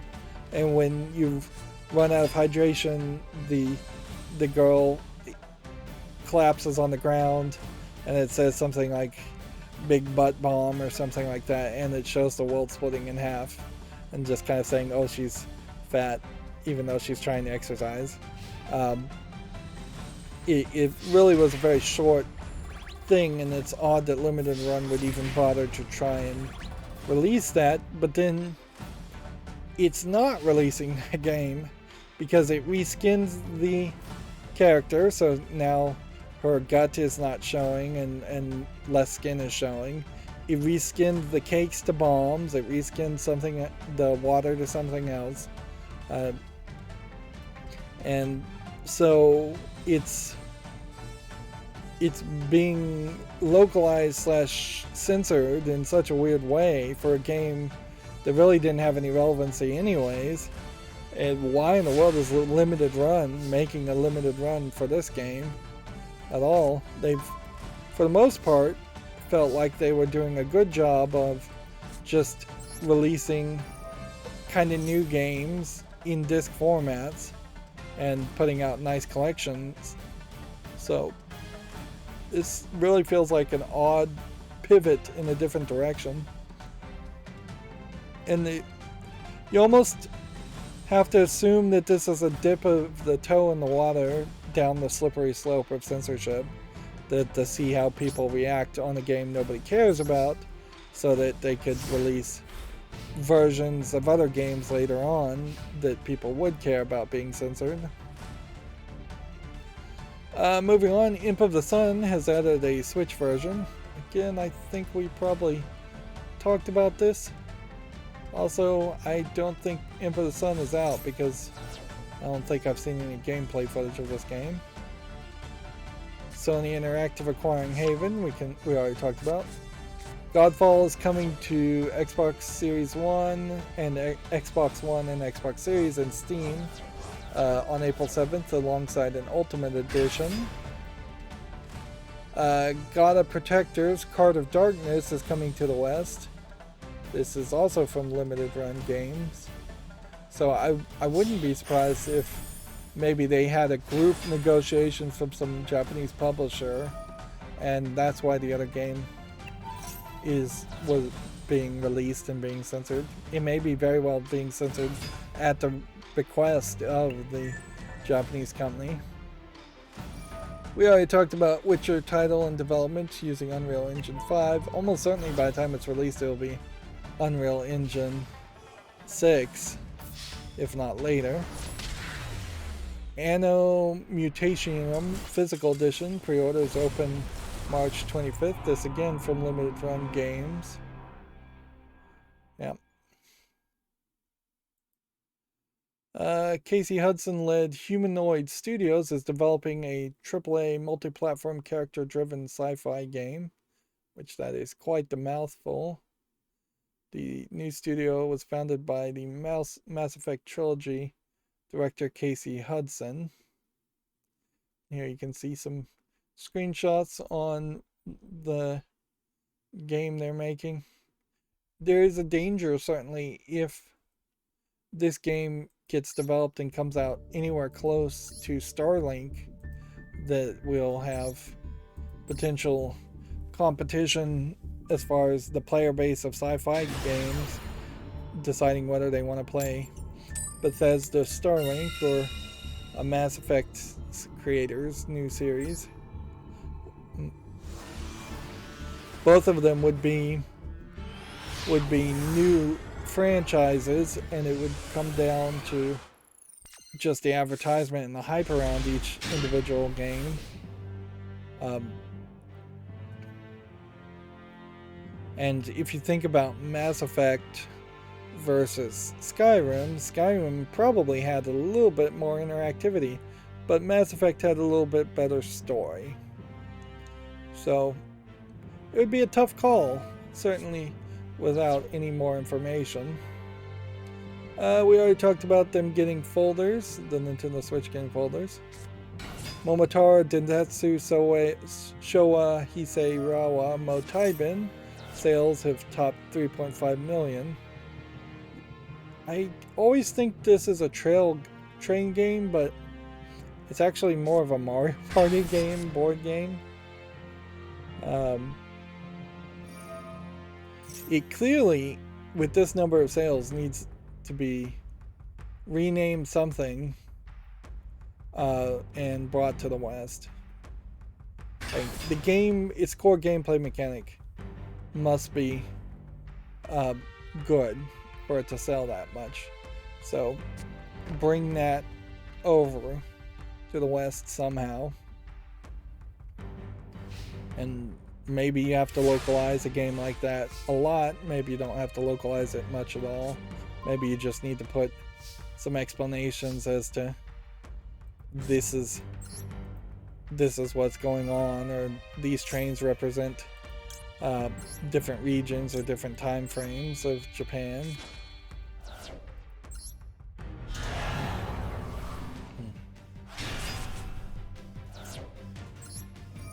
Be interesting to see like the opposite scenario where somebody would try to take a game like Monopoly to Japan, and how much you would have to localize or change to make Monopoly make sense, as far as all the street names and how things work. Moving on, we already talked about Dragalia Lost main campaign concluding in July, and then service ending sometime afterwards. 4 versus 1, Ghostbusters Spirits Unleashed. We already looked at that. We're getting very redundant articles between video games, Chronicles, and Gamatsu. Imp of the Sun also adding a PS5, Xbox Series PS4, Xbox One version launching March 24th.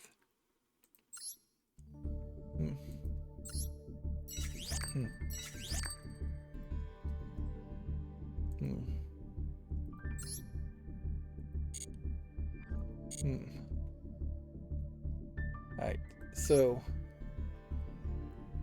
I need to destroy one more car in the ranked duel. I need to win one more ranked duel. That doesn't make sense, but whatever. And then we need to activate 5 cards, trap cards in ranked duels.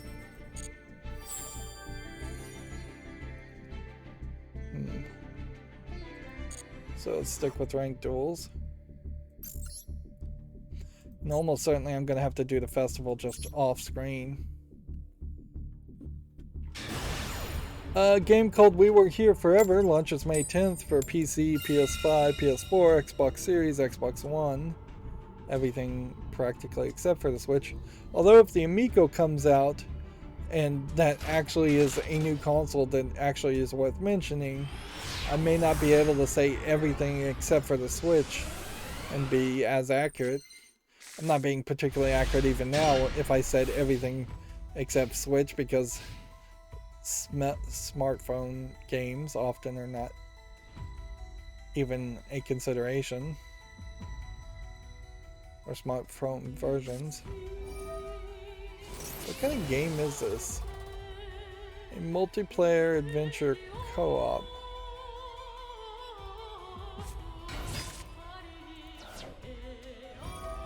This trailer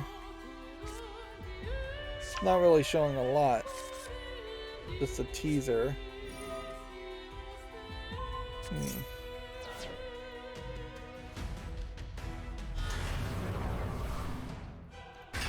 It almost feels like a missed puzzle game. I think that might very well be kind of what it is.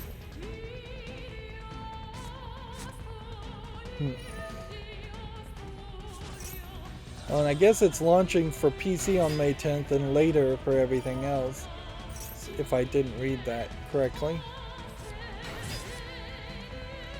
Wreckfest is coming to Switch on June 21st. House of the Dead Remake Limited Edition, Physical Edition, launches May 26th in Europe and June 14th in North America.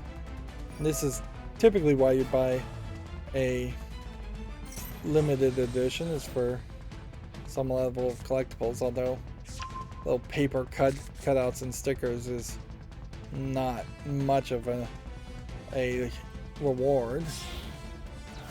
Shattered Tale of the Forgotten King launches for the PS4, PS5, and Switch on March 30th. Again, this is not a game that I think I've seen any screenshots of other than this one. A pixel art Metroidvania game called Being and Becoming has been announced for PC. Some kind of like humanoid person in a straitjacket and a diver's helmet with some kind of monstrous arms coming out of his back on top of his regular arms. But then you're going to be zoomed out so much you won't really see that kind of art.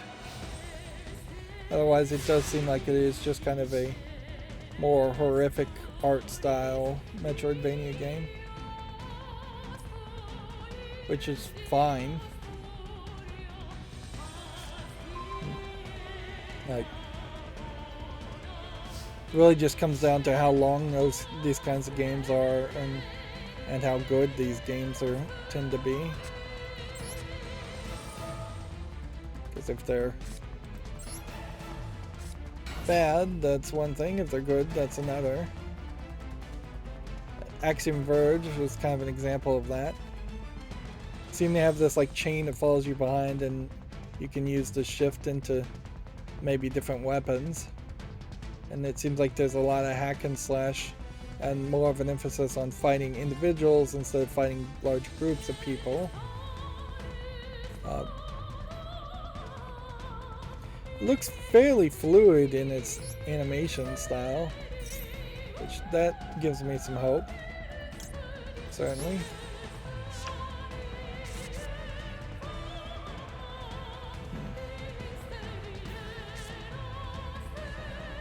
Let's see, we have an unfortunately named game here called SOPA, or maybe it's supposed to be SUPA.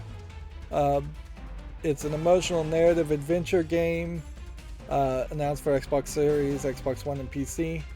The problem here is it does look like it's SUPA, but most people probably still remember the Stop Online Piracy Act, SOPA, that has been in part, I think parts of it may have already been approved, or at the very least, it's been brought up and the name has been changed multiple times, and large corporations have been trying very hard to pass these laws that would not just hurt piracy, but would hurt the internet in general.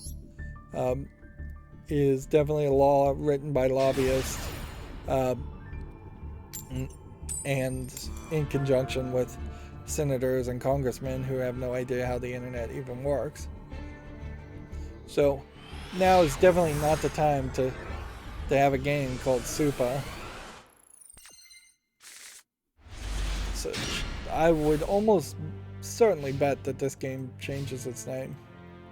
As far as it looks, though, looks fine. In fact, it looks pretty great. The truth here is you just should add a U to it. They should have realized that in trying to trademark the name or look up the name as far as Google search hits. But yeah, if it was SOUPA, SUPA, that would probably be fine, unless SOUPA is some horrible insult term in some language, which it might be. You never know. Let's see. A monster taming RPG Creature Keeper has been announced for console and PC. We're hitting peak saturation at this point as far as monster taming Pokemon clones. I know there's a lot of them doing different things and in different styles, but we need to stop hearing announcements for new ones and start seeing actual games come out and see if they're actually good. What's funny is this doesn't really feel like much of monster taming. You're just top-down hack and slashing monsters. So that seems weird. That you don't have a monster fighting for you and that you're not trying to capture and tame any monsters. When you look at this art, it does kind of imply that there will be a limited number of monsters anyways. I'm seeing less than a dozen.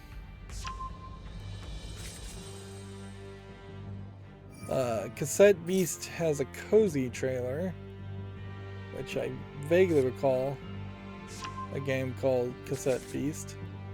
Apparently it's a turn-based RPG. Yeah, I guess there was a game that was announced maybe a year ago where you had like monsters and cassette tapes.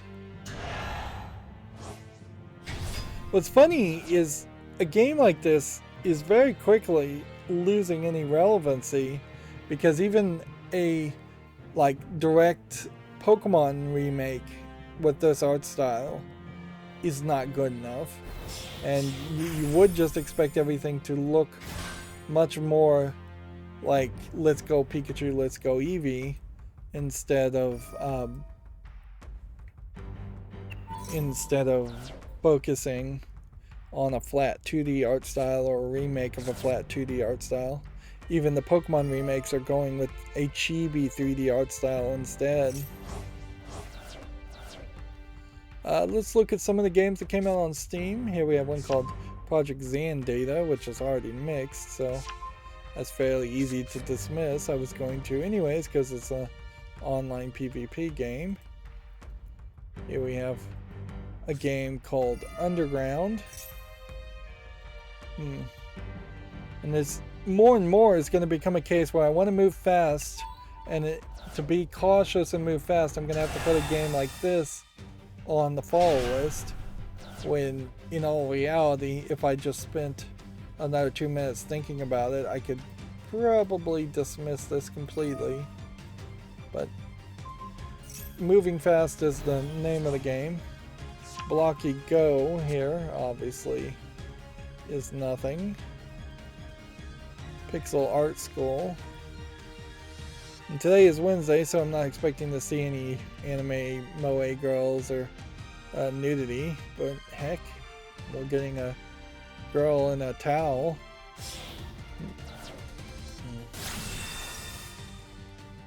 That being said, I don't know if this really is even a game.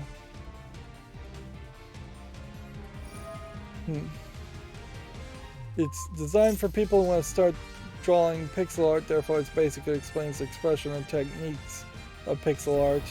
I question if there really is that much as far as expressions or techniques in pixel art. Seems like you're drawing like clothesless versions of the characters. I don't know if you'd call it particularly nude versions of the characters, but I bet most people probably would.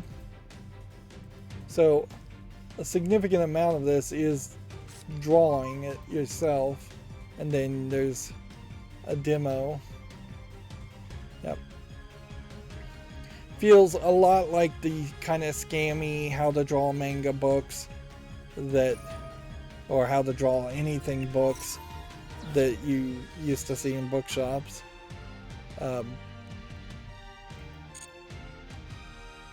Really not stuff that I would recommend. If you want to draw, you should just draw and develop your own style first and foremost, and your own likes and dislikes. If you want to learn to draw past that point, you should take an art class with real artists. You should evaluate who's teaching those art classes, what they do, have them show you pictures they've done, if it's anywhere close to a style that you want to do. Is it even good?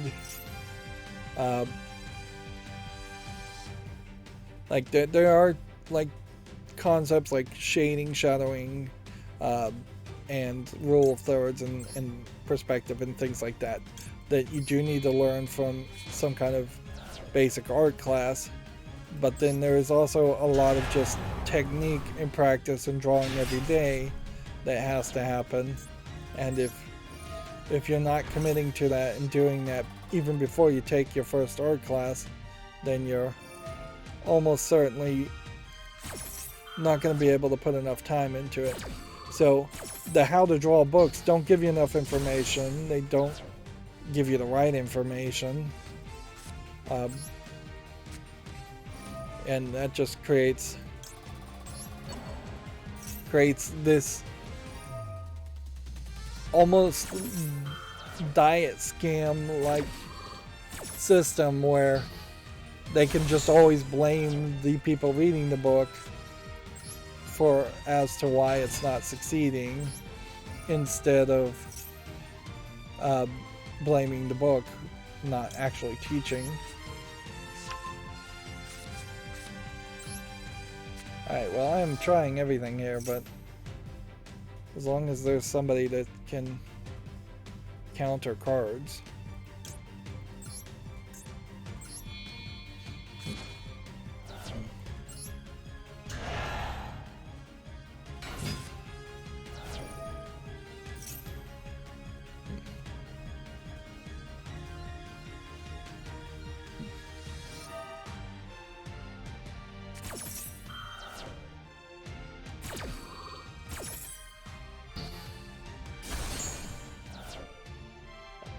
What can I destroy? Anything? Nothing.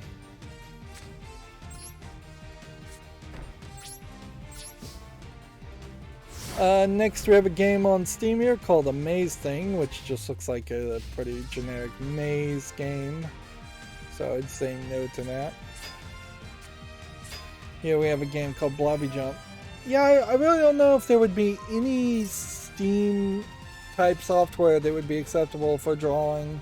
It would almost certainly have to say you need a tablet, and this is going to be something like a Photoshop alternative type game, type software, and really software, not game. Here we have something called The Shepherd, which doesn't look like much, but I might be interested in following it as just an Arabic game. But there may not be much here as far as what you're actually doing. Anyways, RPG, turn-based combat. Yeah. To put this on the fall list would be to bend over backwards to just have a game that is Arabic themed in it, and I can't say yes to that. Here we have something called Grapple Gear, which may be a VR grappling parkouring game. Otherwise, it's just a grapple gun parkouring game. It's free to play, English only, so check it out if you want to. In a lot of ways, this is probably a gameplay mechanic vertical slice / demo to see if you could make a full game around that. And you really can't just with a grapple gun. You need a story, you need running and jumping and parkouring, and this seems to just jump all over the place in some weird way that doesn't really make sense. Here we have a game called Draken Escape the Vampire Lair, which at first looked like it was a full motion video game, but it wasn't. But looking at these screenshots, I think we say no. There's a lot of screenshots just showing us one enemy or nothing. This don't even look like vampires per se. Yeah. It's just not really promising a lot here. So I have to assume that it really wouldn't deliver a lot. Okay. Have we won? I don't think we have, so I think we still need to play one more victory. Here we have a game called Village Monsters, which just looks like it's a adventure game, maybe Stardew Valley clone. They're calling it a life sim time management game. Yeah, nothing impressing me on that aspect. Mini Gardens logic puzzle. I feel like this game already came out. It's like a watering, connect all the hoses, pipes game. Honestly, this might be the best pipes game to come out so far, so I need to put it on the follow list. $1.39 English only. Yeah. I have been looking for a pipes game, and if the only way a pipes game is going to ever look decent is if it's a single screen Unity like puzzle game, then that may just be how it breaks down. Yeah, we got a quick disconnect victory. And we've got a spike snail card. I'm kind of feeling like I'm getting less of those these days, which might be something. Alright.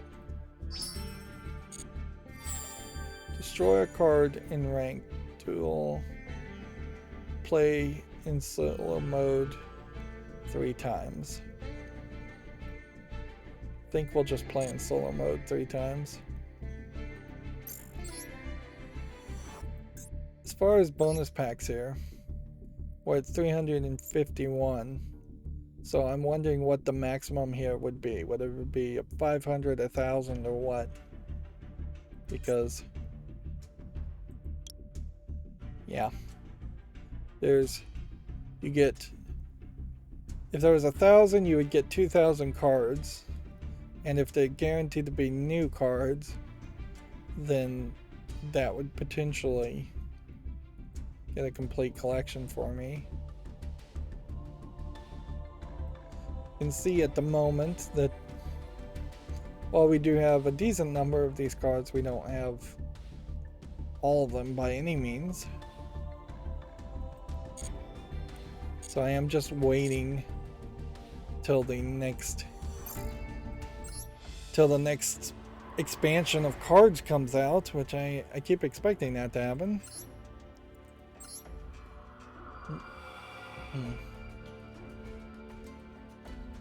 Let's see. Let's see. Next, we have a game called Hate-Free Heroes Tactics, strategy building MMO, which looks like it's a mobile phone port.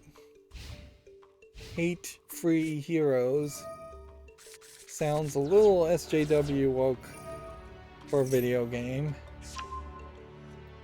Like, why not call it something like Heartful Heroes?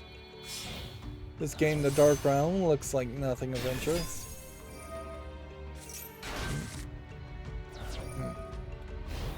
Here we have a very ugly looking game called Jump If You Can, which is obviously going to be a no.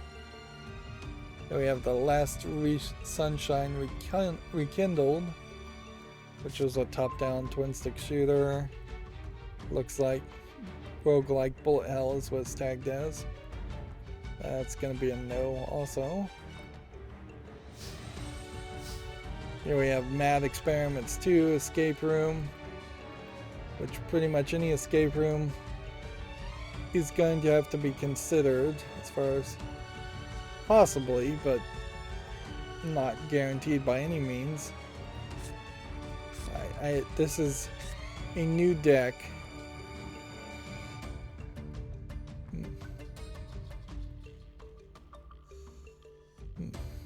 Let's see. Activate this.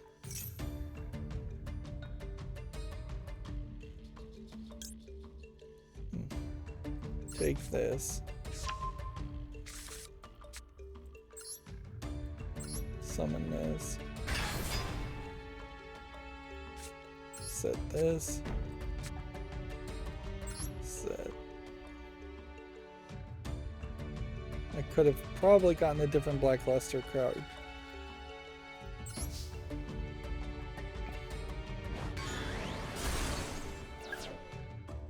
Okay. So this is going to get counters. Probably to move towards summoning a Blackluster soldier. Here we have a game on Steam called Survivor Day, which looks to me like it's kind of just a tower defense game with some RPG elements. Going black and white for a zombie game doesn't really make a lot of sense in a high action experience. It's English and Chinese and it's $8.99, that's too expensive. Black and white for something like The Walking Dead kind of made sense in the static images, because there was also a promise in the Walking Dead comic that those static images were going to be particularly gory and horrific. I doubt a video game is going to go that gory. Here we have a game called Doom Tomb, which looks like nothing of interest. Here we have a Jigsaw 1001 Jigsaw American Puzzles, which we can dismiss. Because I'm playing solo right now, I won't run out of time. Okay. Let's see what this does then. Nothing. So playing that did absolutely nothing for me.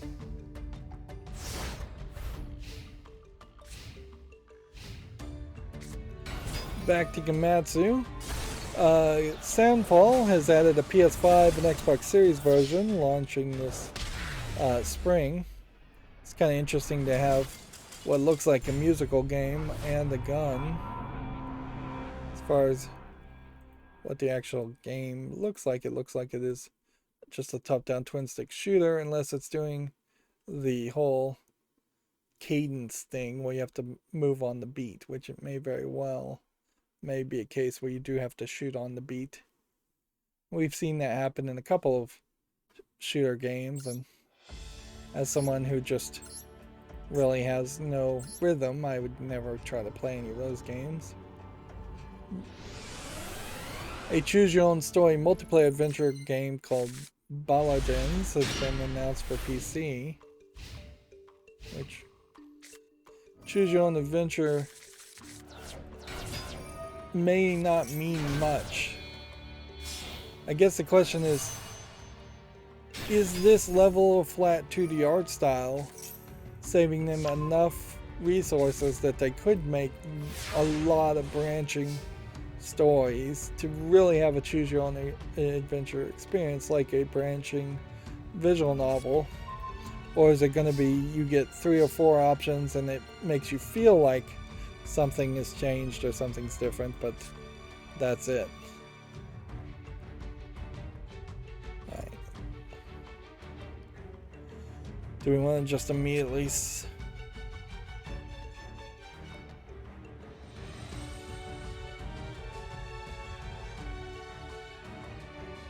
summon this?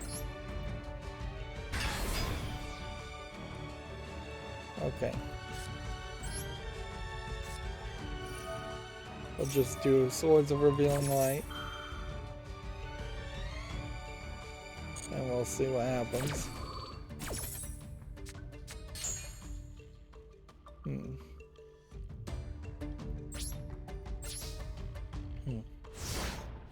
I guess I want to see what Baladins looks like. It is really just a cinematic trailer that's being shown here.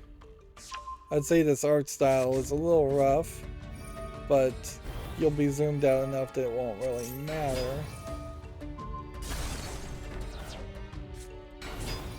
Yeah, and that is just a teaser trailer. Nothing else. Well, that might be interesting. A game called Veneris Tactics has a combat trailer, and this looks like a positional placement RPG game. Again, the game I don't recognize. I feel like I'm saying this almost every single stream, though, is that, oh, here's something that must have announced itself, but I just don't recognize it. Although in this case, I really, really don't recognize it, so I wouldn't be surprised if this is the first I've heard of it.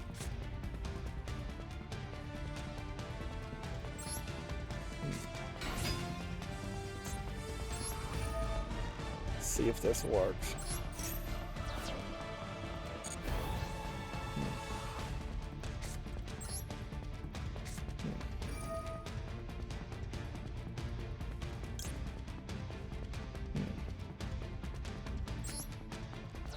Get rid of a ritual spell. Destroy these cards.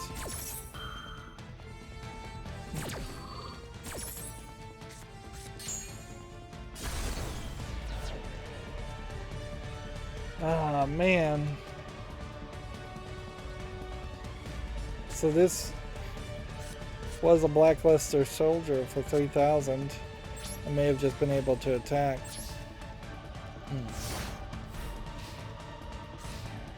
Let's see. Time on Frog Island has a GDC 2022 trailer. Which... okay.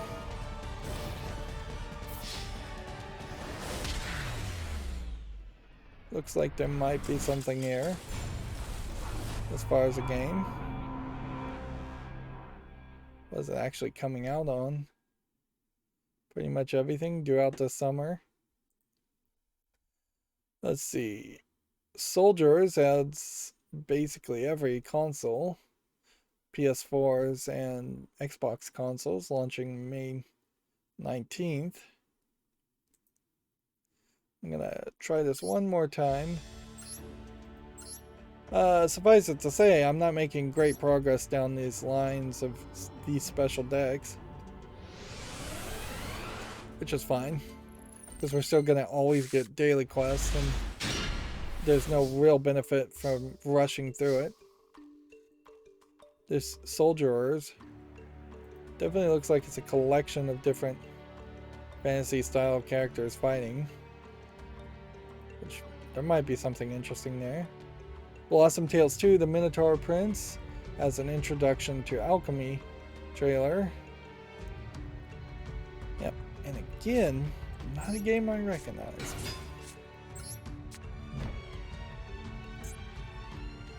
At a certain point, me saying not a game I recognize is really just going to reveal how terrible my memory is, particularly when I haven't been sleeping well.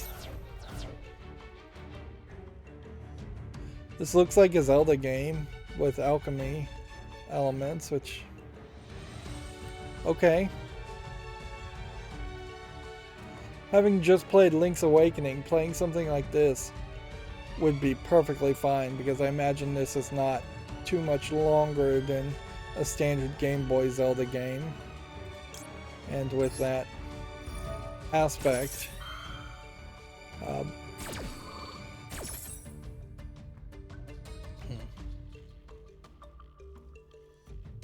see.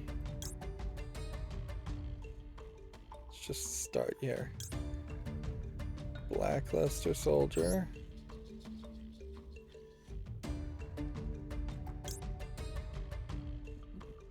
Blackluster Soldier. And Gaia the Fierce Knight.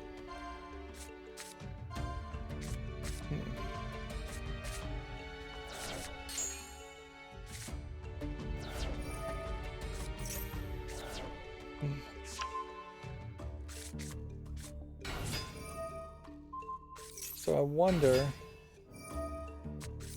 if he's just turning everything into a harpy lady. I wonder if I should have taken several Blackluster Soldiers so I could discard this and turn this into a 3,000. Once he gets this harpy lady, which is actually what?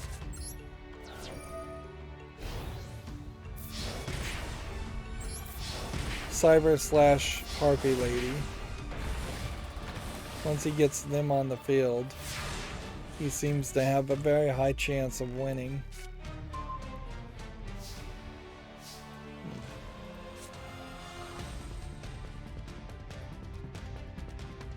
Alright.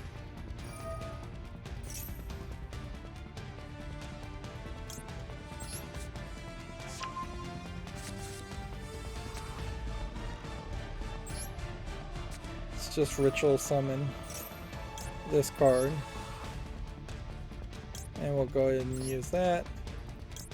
And we'll go ahead and use that.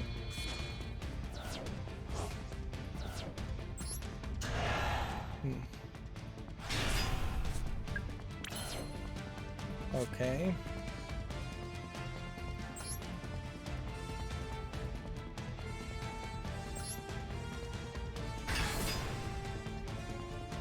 Doesn't seem like you can merge anything there. Okay, so we hit that one. Hit that one.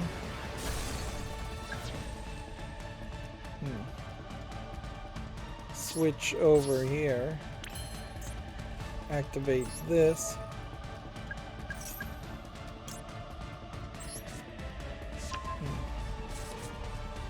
Go ahead and activate this one.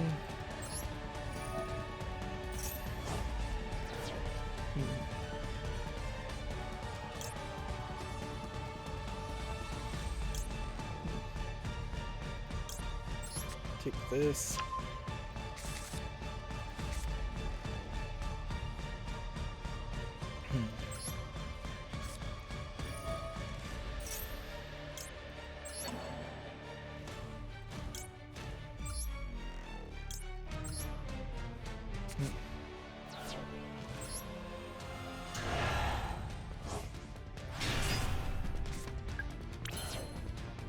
Okay, what can we summon now?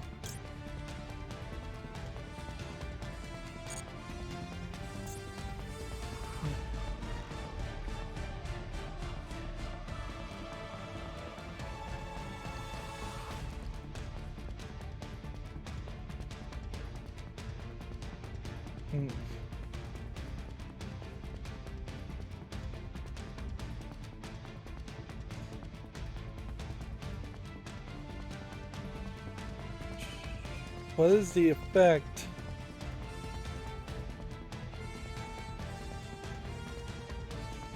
What would this effect be?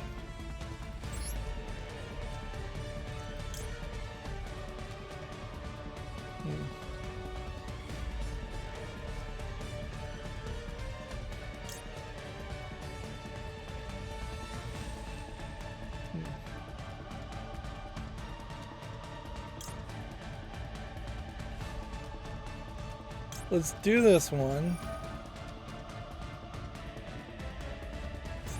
And banish it.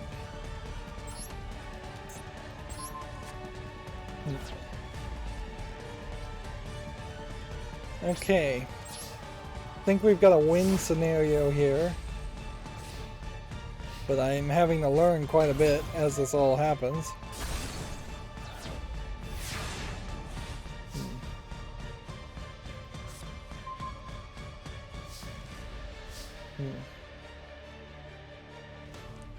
Okay.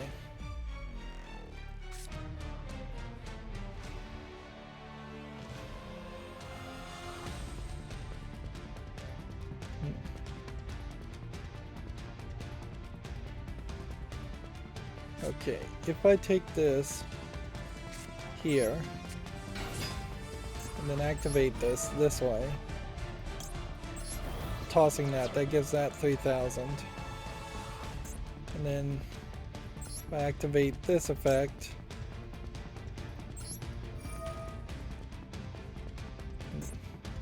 I can banish this card.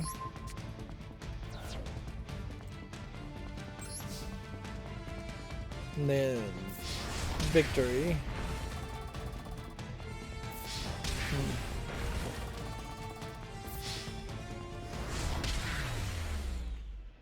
kind of nice to end on a victory as far as these solo games are concerned.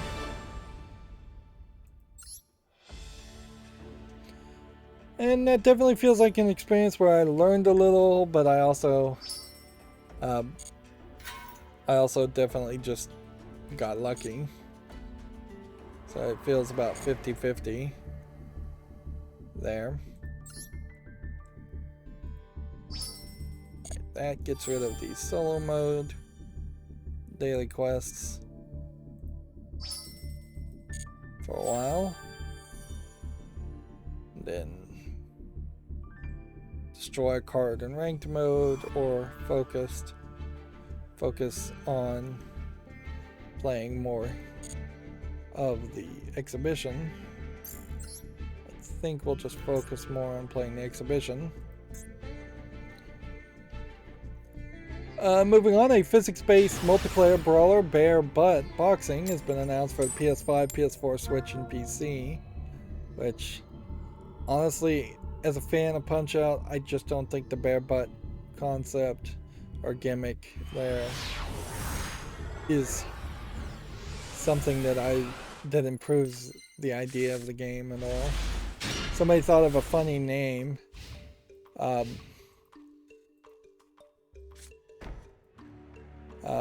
Before they thought of an actual game. Yeah, I don't know how you would make a good boxing game when you're focused on such a gimmick.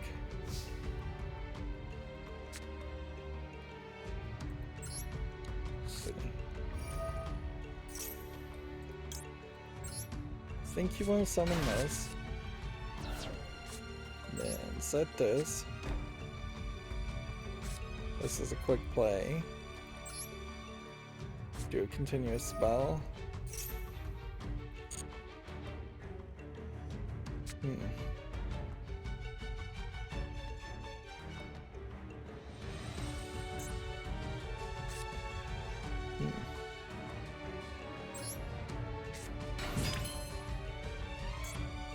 Okay.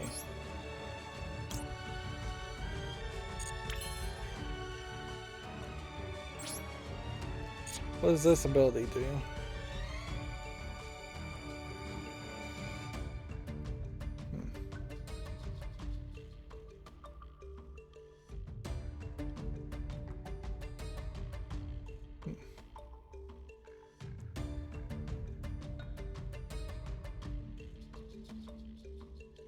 Let's attack here.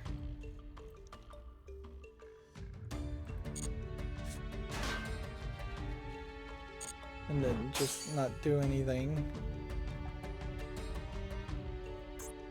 Yeah. Just end the turn. Let's see, a turn-based strategy RPG, Lords of Ravage, has been announced for the PS5, Xbox Series, PS4, Xbox One, Switch, and PC. Yeah, visually, it looks like it's too much in the red color palette. That's not easy on the eyes, to say the least. I'm not able to make out much from those screenshots, and even looking at the trailer, you can see seems like there's a lot of red, a lot of stuff as far as foliage and such just around anyways.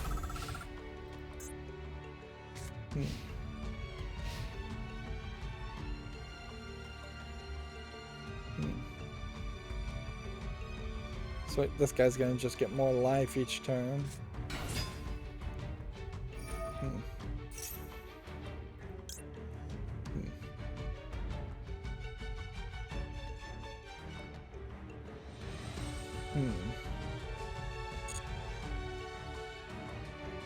See what this is gonna do.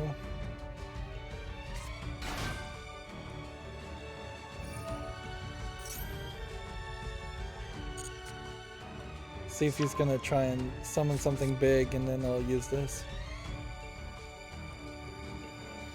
See, he's clearly playing some kind of gear, gadget strategy. Yeah.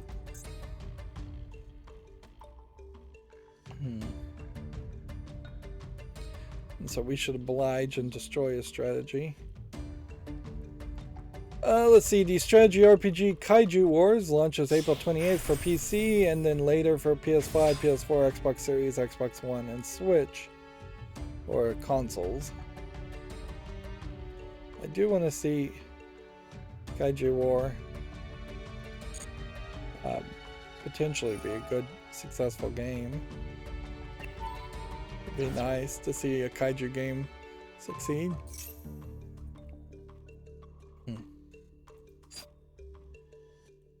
Alright, this one is targeting this one, so let's, in retribution, tribute this monster. And then so we want to destroy this and destroy this.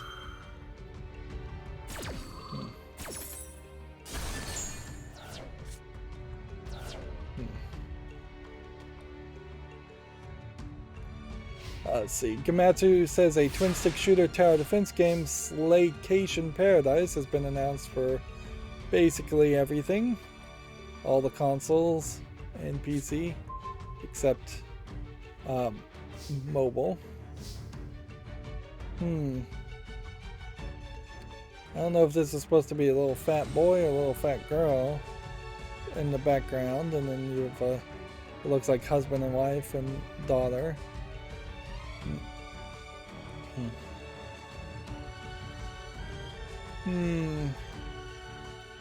From the screenshots, this doesn't look like enough of a game to interest me, but the image here looks fairly nicely polished, so I have to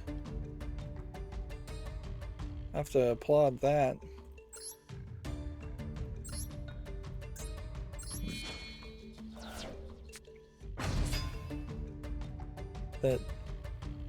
So there might actually be a game there. Okay. 15 more attack. If I brought this down, this would be less than 15 more. Let's see if this works.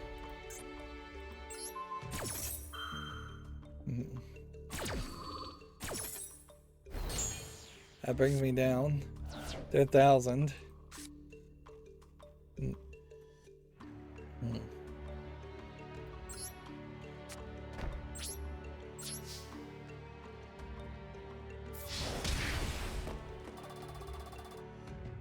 And when I end the turn, I think the shrink ends, bringing him back up to 2,100.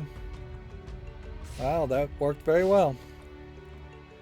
A game called Project Warlock 2 launches in early access in June. Doesn't look like my style of game, really. Yeah. If there was only a way I could forget the games I don't really care about and remember the ones that do look like they're slightly interesting. I kind of do that. Everybody kind of does that, but if it were as easy as save file versus delete file in your brain, that would be nice.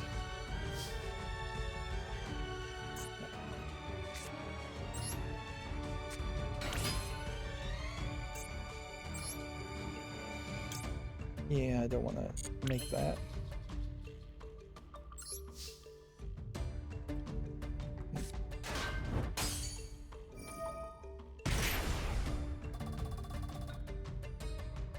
And we've got another one here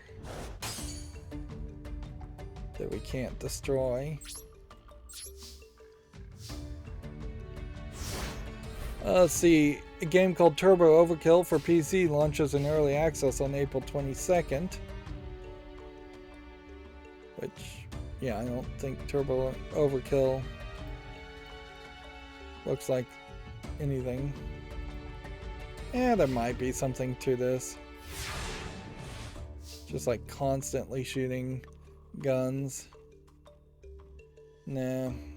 This feels too much like a Quake Arena shooter with a lot of bullets flying. You know, it probably is ridiculous that it's taken me this time to realize it, but there is definitely some redundancy happening here amongst some games announcing that they're coming out for Steam, and then me talking about the games that announced that they're coming out for Steam. I'm just gonna test to make sure that this guy still can't be destroyed.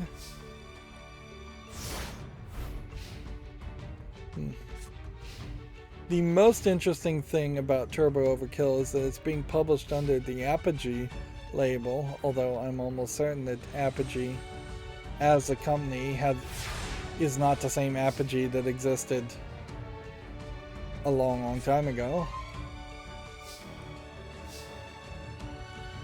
Okay.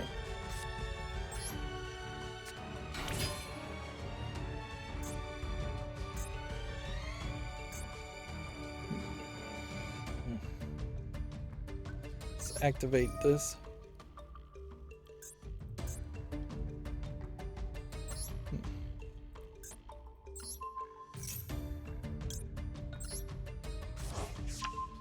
Okay.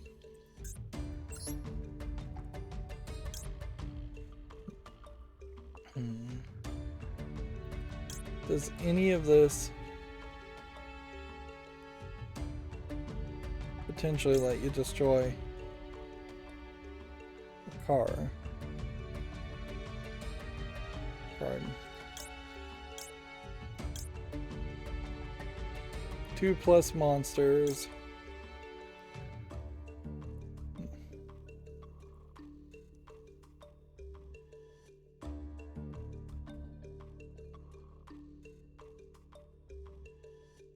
Okay, let's summon this, taking this and this out,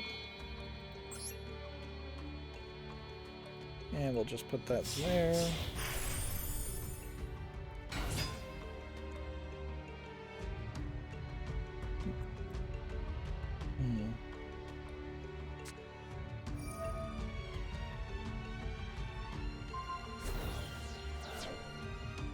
Let's see.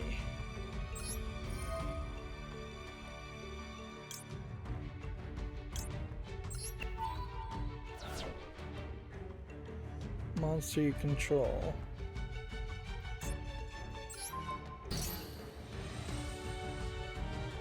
That didn't work. I don't know what I was trying to do there, but it didn't work.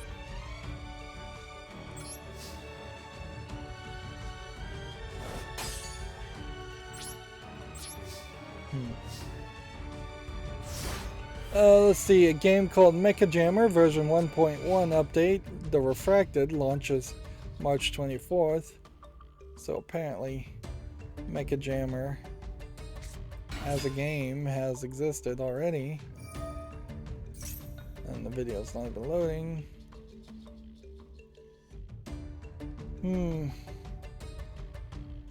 Kind of feels like it's a Diablo clone type game with car driving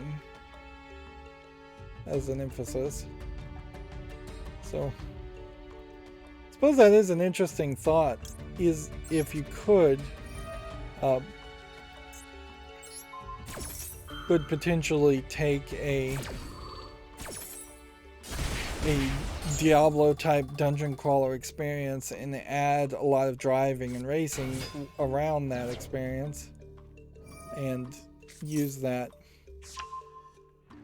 to your benefit to give a very different experience. Here we have a game on Steam called The Winged Angel 3, which is just a shoot 'em up game of no real interest. Here we have a game called No Lights 2, which looks like a low polygon horror game of no interest. Here we have an all Chinese text-based looking experience. Apparently it's based on a novel and a romance. It's free, but it's Chinese only. You don't see a lot of Chinese only games. I'd probably be a little bit happier if we did see more Chinese only games.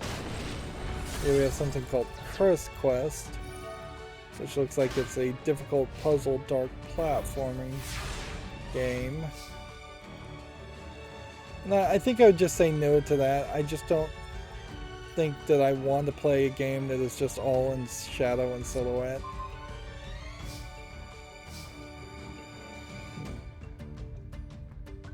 Alright, let's go and put this on the field. Activate this ability. Put that up on the field. Activate this ability.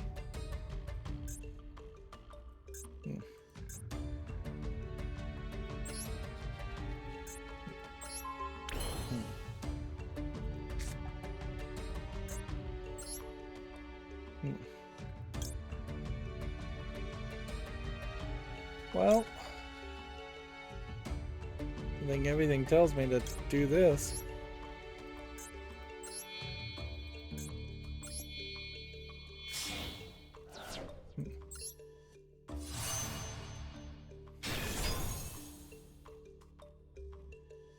Well, I'll be darned if that didn't actually let me beat this guy or get close to beating this guy. Here we have a game on Steam called Slime Factory, which feels a lot like the other slime game, but I don't think it's from the same developer as the slime game. Slime Rancher, I think was the name of that. Let's see. Nope, this is the only game from that developer. Oddly, it's already on the follow list, so I'll just leave it on the follow list.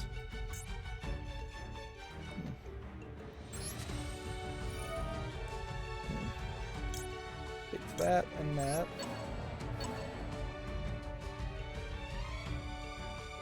And that.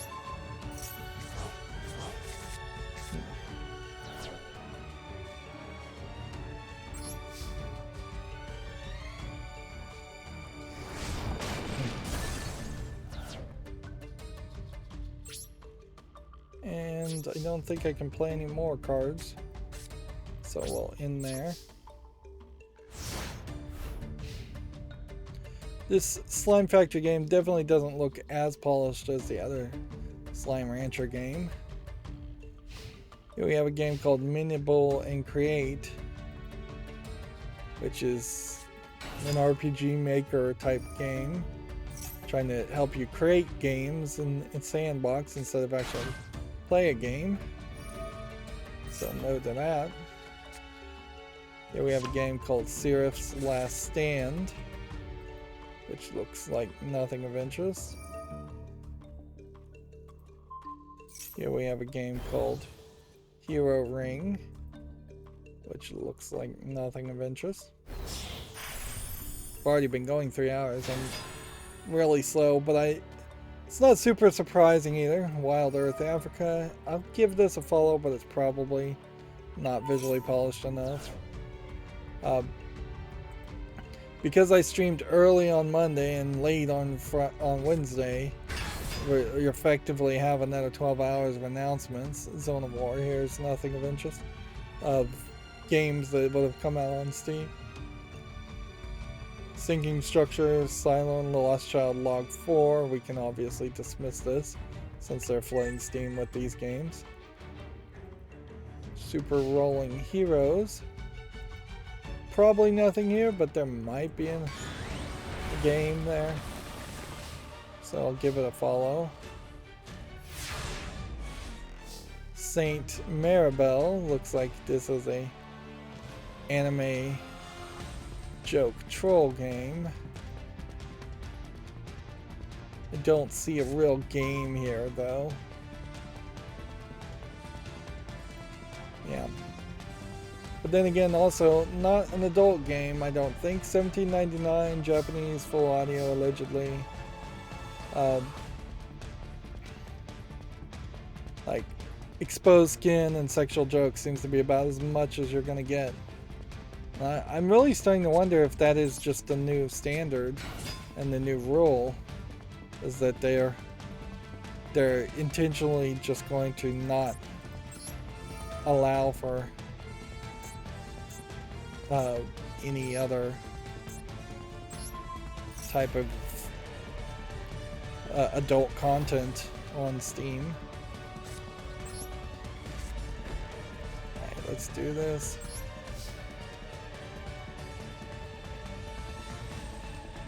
We'll attack with this one first in case he decides to activate a trap. What?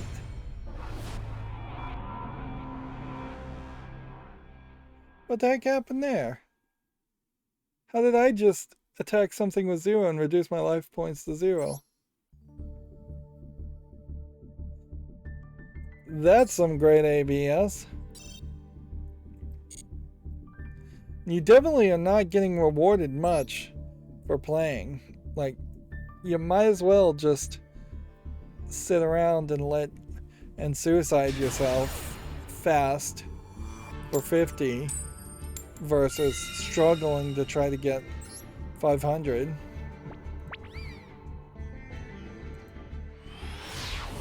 Let's see. Gamatsu has an article here. The puzzle adventure game Silt for PC launches this spring. This grayscale style is not quite the same as the silhouette style, so I might consider something like this. Really would just come down to what kind of actual game it is and whether it would be really something I'd be interested in playing. Because I could see this being a lot of just moving from point A to point B and avoiding plants and avoiding monsters, and it being maybe a little too simplistic. Even Limbo probably was a little too simplistic for being in black and white like it was, but it was also the first one to pull off that gimmick.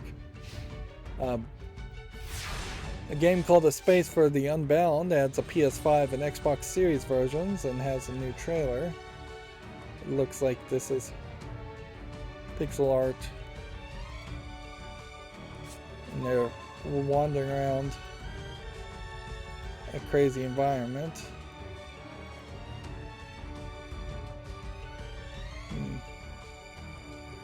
So there might be something to it, there might not. You never know. A game called Summer Pockets Reflection Blue is coming to PS4 in July in Japan. You know, it's not 100% fair to complain about not seeing any adult games coming out on Steam when, honestly, I haven't seen any adult games even been announced from the Japanese audiences lately. It might be that this is just the downtime for them, or that there was some difference, some change in the type of games that the Japanese audience wants or is getting served to them.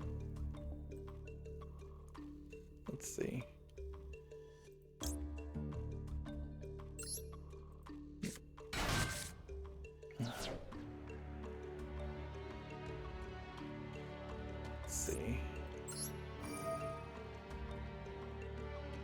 Send.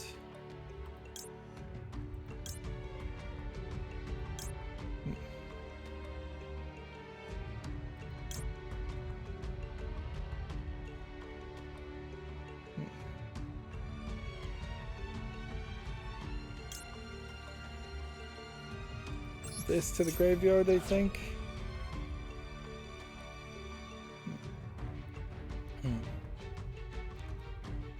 Let's see. Gamatsu has the Famitsu review scores for issue 1738, giving Babylon's Fall a 30 out of 40, pretty bad. Gran Turismo 7 a 38 out of 40, despite the microtransactions. And Kirby and the Forgotten Land being given a 36 out of 40. And I guess that explains why so many people are willing to jump through hoops to avoid microtransactions in Gran Turismo if it is just a particularly excellent game.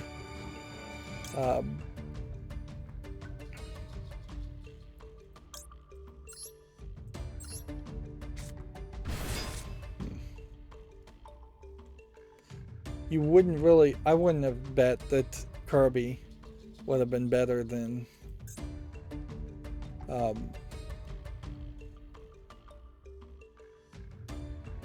Yeah, I wouldn't have bet that Kirby would have been better than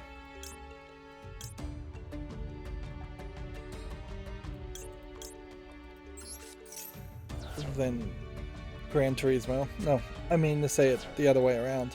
I wouldn't have bet that Gran Turismo would have been better than Kirby. These 3 trap cards. Unless there's something else to this. I've probably just set myself up for a mirrors.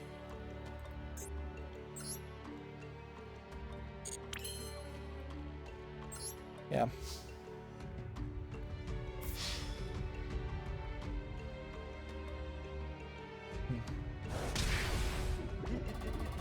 Well, if I can attack and that's not going to activate anything, then...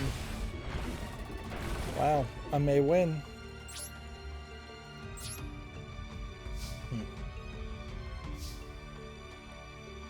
Let's see. Vysteria Saga Gaiden title has been changed to Vysteria Saga 2, The Sacred Sword of Sylvanester. Which that is a slight change. But it doesn't seem like they're trying to hide anything with that name change. PS5 and PS4 system software updates are now available. They add open and closed parties and more. Check out this Gematsu article if you're interested. Tale of Arise X Scarlet Nexus collaboration DLC has been announced. Scarlet Knives and Tale of Arise are both kind of old games for there to be any collaborations. Obviously there was a lot of thought that collabs were going to be a big thing in games. And I just don't think they actually are that big of a deal.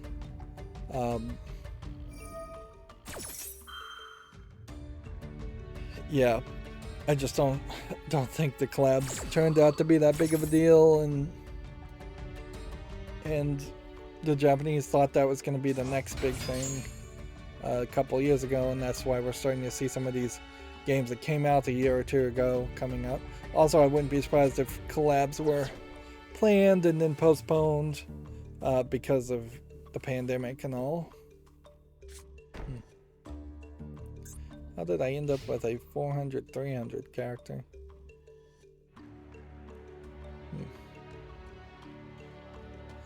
Seems like he switched out his cards with my cards. How'd he do that? He totally switched out his cards with my cards.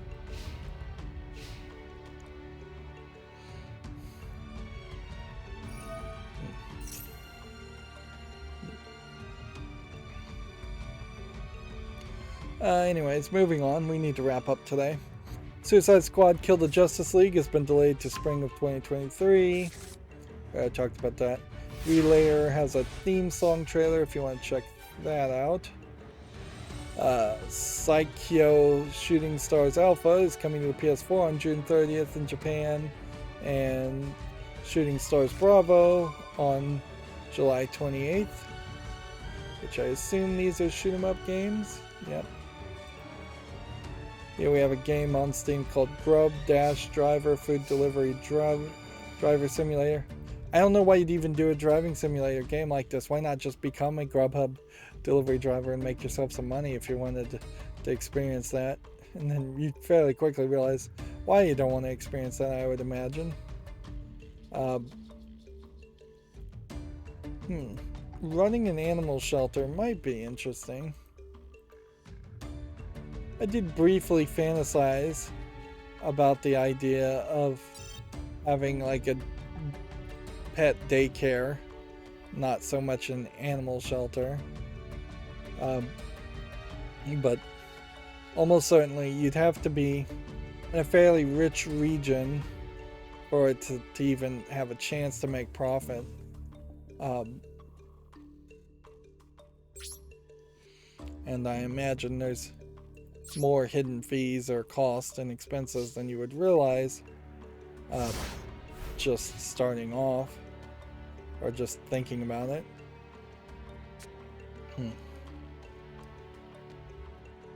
Here we have a game on Steam called Shattered Pixel dungeon, which doesn't look like anything that would catch my attention. So I'll say no to that. In all fairness, if you were cool with pixel animation and dungeon crawling, this looks fine. Here we have a game called Canyon. Seems like you maybe follow a lizard around.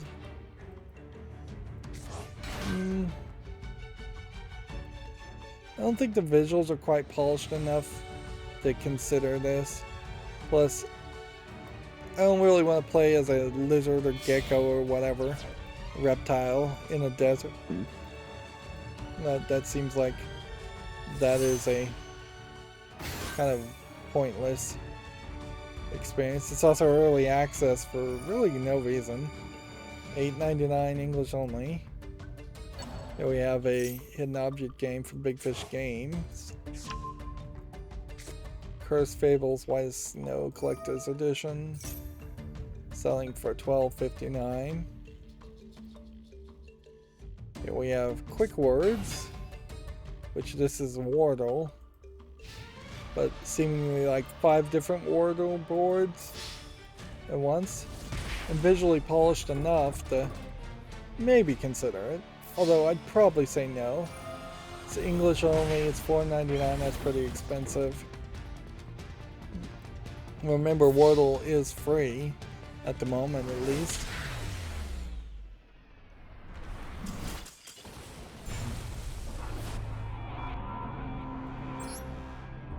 This definitely puts me in a weird position because we're at like 950, so one more loss would get me up to 1,000.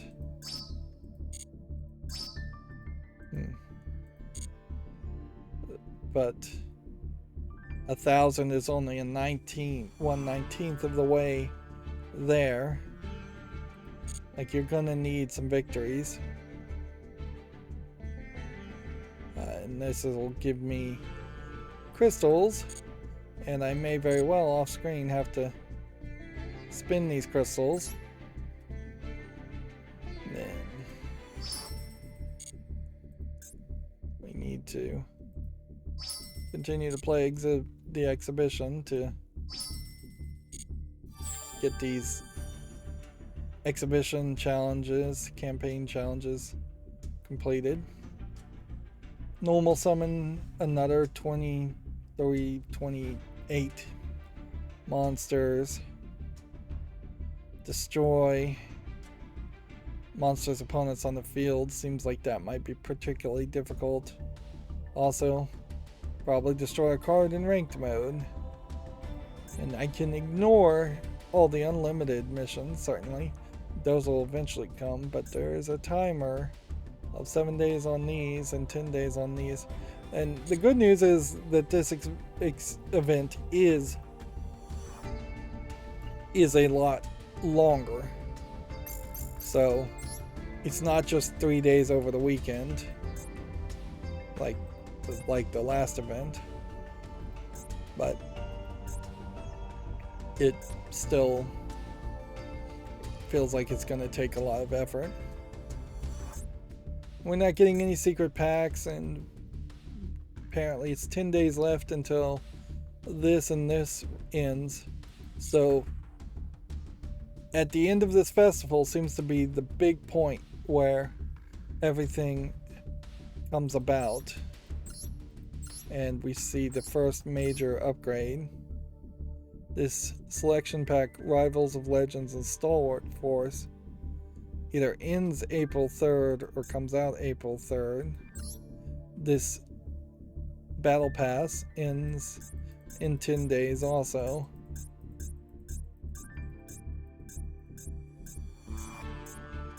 Now obviously we got everything here a long time ago. We definitely do have enough to buy the next Duel Pass. The only thing that they could really screw up is if it turned out that they were going to reset everything after that. If they just took all your cards away or reset your progress in some crazy way, that would be unacceptable and rage quit inducing for not only me, but lots of people, I'm sure. But as long as they just add new content, add a new card expansion, and the new battle pass and everything that you would expect, then that would be satisfactory. It'd be very nice if they went above and beyond that. Konami doing well by players would be a shocking improvement. These card packs going away in 10 days, I don't think upset me particularly. Like, I really don't think it would be necessary to open this pack of for any reason. Yeah, and I don't think it's really helpful to open this pack. So what we may end up doing is buying about 50 packs here and about 50 packs here on whatever these 2 new selection packs are, assuming there are 2 new selection packs. It'd be weird if they came out with like 3, 4, or 5 or even more normal selection packs. Then I would definitely have to think about it.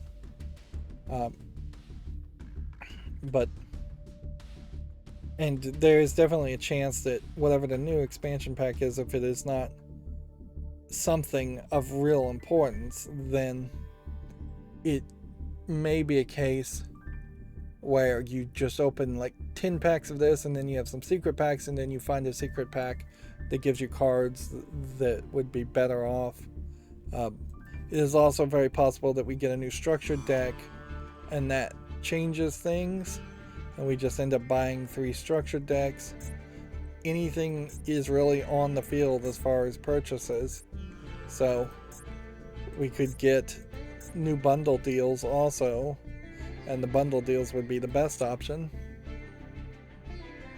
So definitely now's the time to save your gems, and they're giving you a decent amount of gems to save up, the odd maximum being a problem, certainly. And then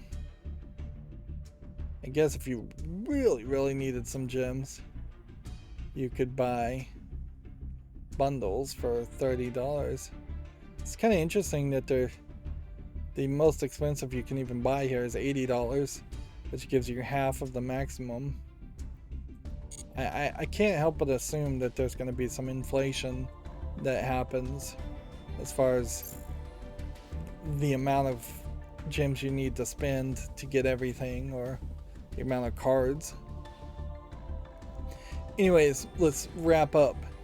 Here we have a game called Chronicles of Tal'Dun, The Remainder, which is probably a visual novel of no real interest, but I kind of like the art style. Feels like it's doing the same thing. I don't know why we have so many of these on the follow list already, though.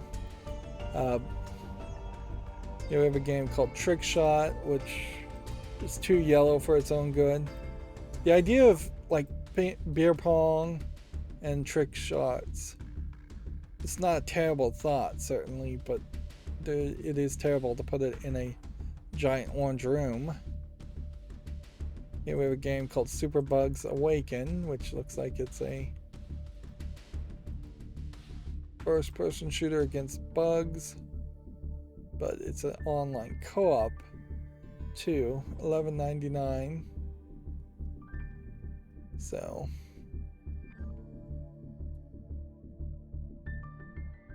yeah, if this wasn't an online co-op game, I might actually consider putting this on the follow list, but because it is, well then I have to say no.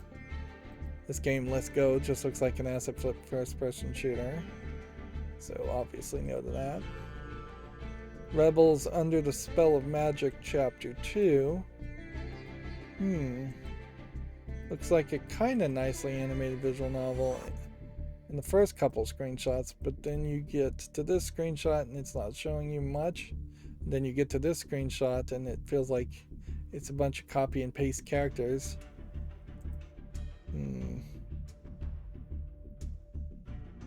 Yeah, let's see what the chapter 1, how well the chapter 1 sold. And that will give us some information. It sold terribly. Came out January 2021 and has 5 user reviews.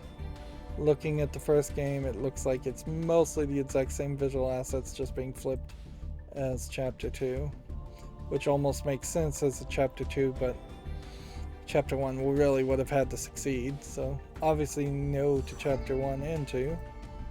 Here we have a game called The Upturned, which doesn't look like anything, just a dark screenshot polygon horror game of some sort.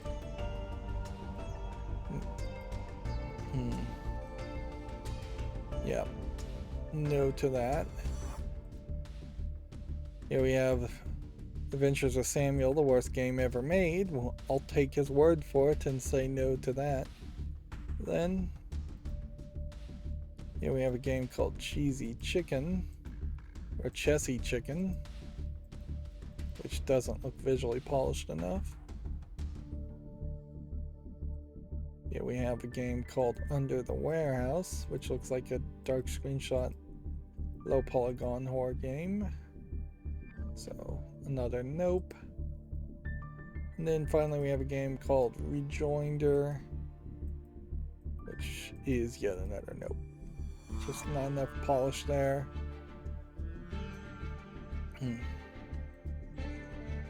And then we have some GameDeveloper.com articles. Wii Shop and DSi shops are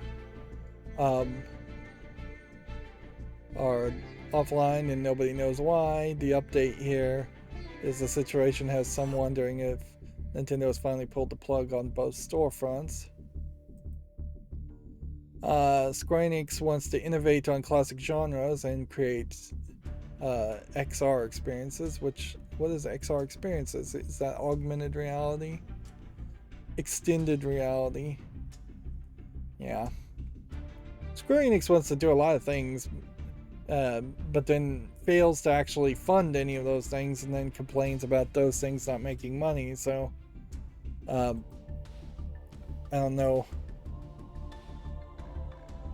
what to really take from any announcement from Square Enix. GameDeveloper.com has an article here. Crunch ? Never on my watch, says the new Witcher game director.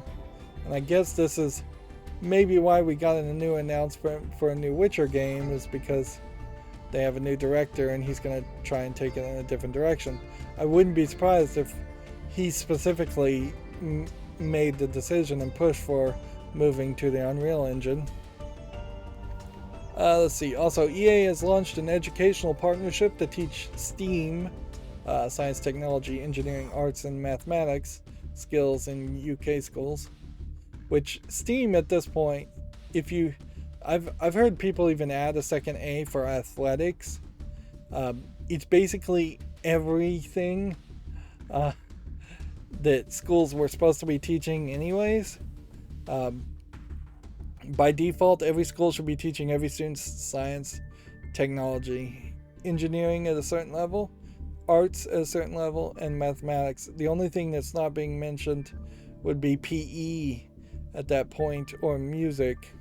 And yeah, if you go to add another A, add another M, you've covered practically everything in there. Add an H in there, and you've got home economics. Or homemaking. That being said, it's probably good for EA's PR to do this, and it'll be interesting to see if they do anything particularly good or educational. A lot of these projects and Steam programs also are kind of just like babysitting days off for the standard teachers, instead of going to the observatory or going to a museum as a school trip. You have these smaller events where students are bussed out to STEAM groups and are supposed to be taught things, and even if it is, a lot of times it's just like a week-long thing at most, so it's just doing the same basic thing over and over again. You make the parachutes to protect the eggs, or you use marshmallows and straws or toothpicks to protect an egg from cracking. It's the very, very basic projects over and over again. It's not, here's 6 weeks of learning science, technology, engineering, and math like a entire class should be teaching there. The United States education system, suffice it to say, needs a strong hand to establish what everybody's going to be taught, how everybody's going to be taught, and we need to get a lot of politics and capitalism out of it. The book should be written by grant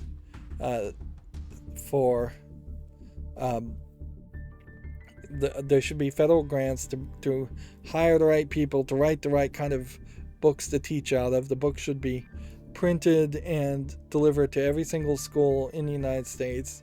There shouldn't be options of buying different books or not buying books.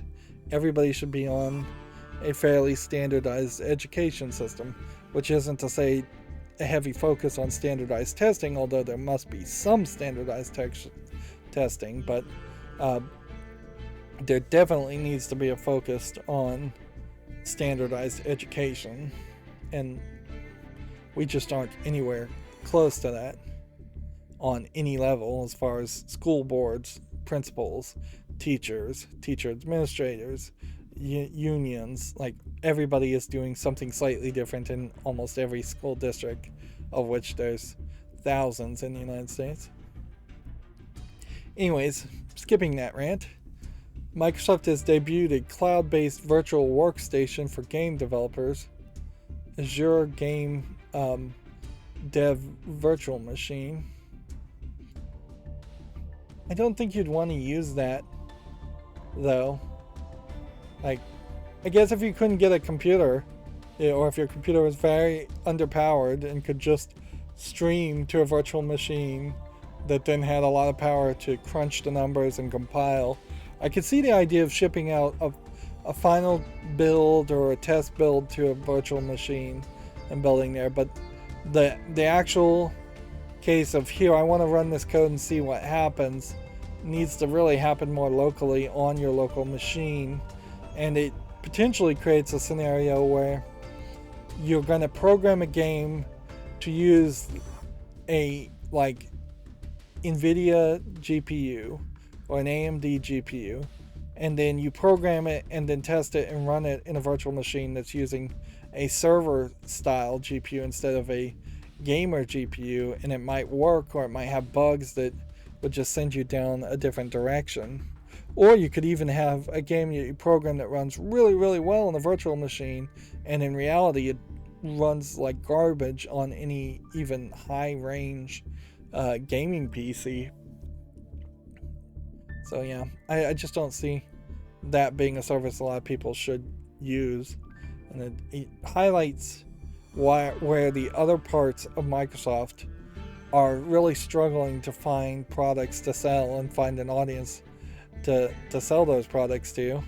And you see that in Windows 11 a lot, as they're trying to shift more Windows 11 users into people using Bing and looking up ads and collecting data about the people, going into big data.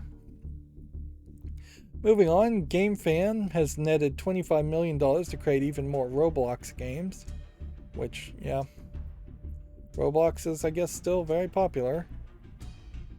Ukulele developer Playtonic has opened a second UK studio. It's been formed shortly after Tencent grabbed a minority stake in Playtonic, which I guess that would explain how they funded it. And then Amazon is also rolling out its own virtual workstation tech.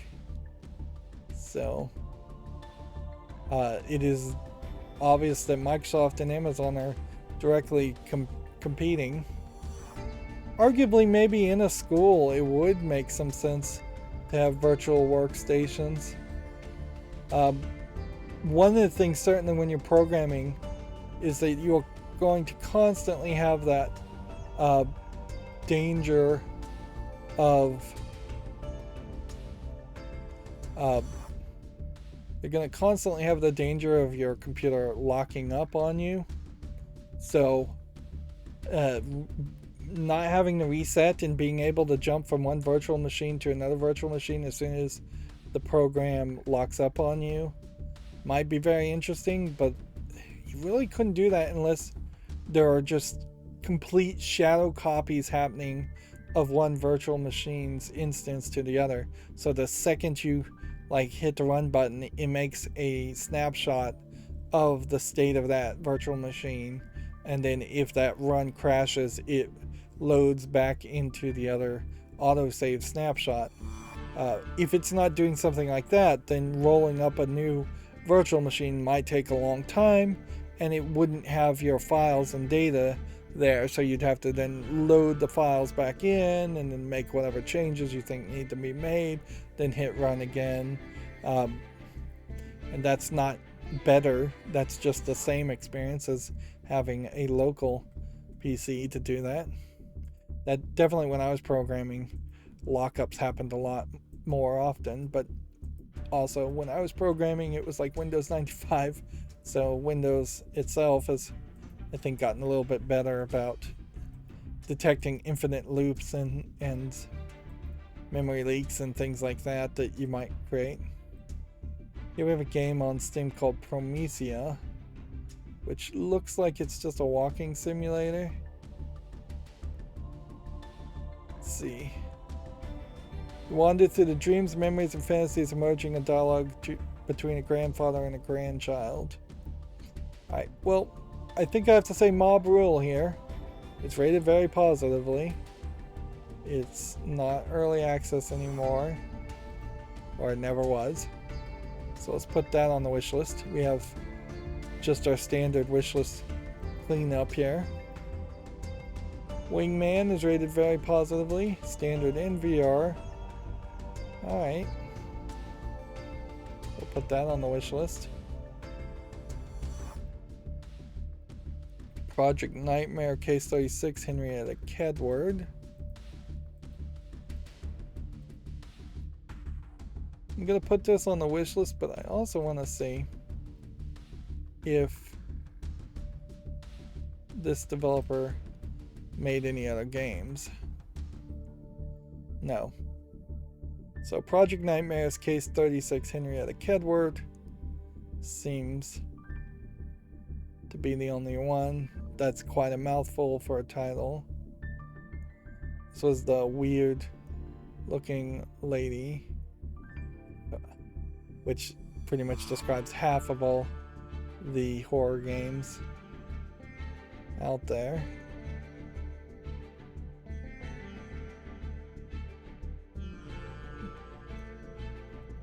I definitely still would have to think about whether I just want to play what looks like a horror walkthrough game. I don't know if you can actually die or even get jump scared and killed. But yeah, again, Mob Rule, mostly positive. Whereas Project Skyscape is no, because it's mostly negative. I could give it more time, but I don't see a reason to if it's got 28% positive. And then we have a game here called Prognostic, which is basically the same kind of thing, just a horror walkthrough game. I guess I'll say yes, but it's in early access, so I'll leave it on the fall list.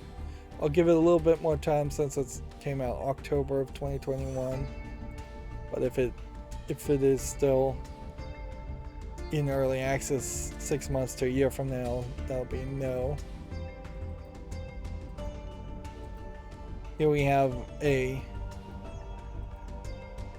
money management game that has no relevance, so we'll take this off. There was an old game that was ported called Gazillions, I believe was the name of it, and this is kind of taking that idea, making a clone of that. Here we have a game called Prodigal.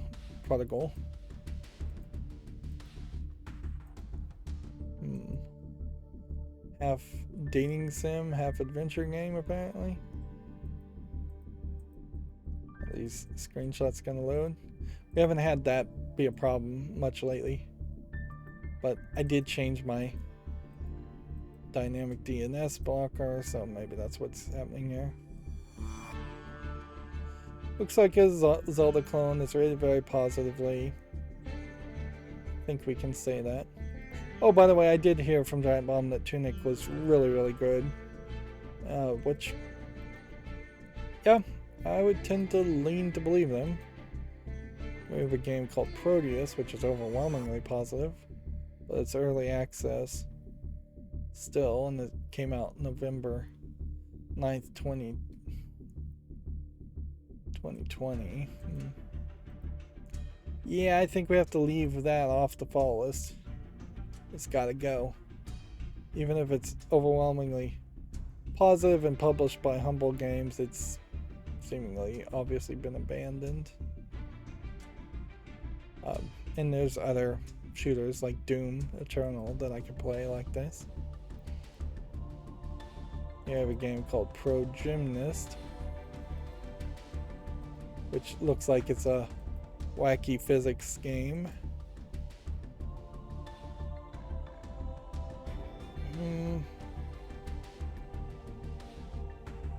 I guess this is a yes, but I would, like, more and more I keep putting games on the wish list that I say to myself I'd have to really consider it before I purchase them. This is a great example of that, where this basically feels like it would be a joke game to cover, and it's more like a co-op experience in my mind than, or a physics simulating game more than anything else. Pro Deer Hunter we'll give some more time to, but doesn't feel like there's a lot of relevancy. It may very well be the case that people are just not interested in shooting hyper-realistic looking deer and hunting animals like that. I wouldn't be surprised one bit if that is actually the case. And then we have a game called Prisoner 17 here. This was that one where you're parkouring and jumping through this game. I don't think there's any relevance there, so that can also leave the fall list. And then I will very briefly look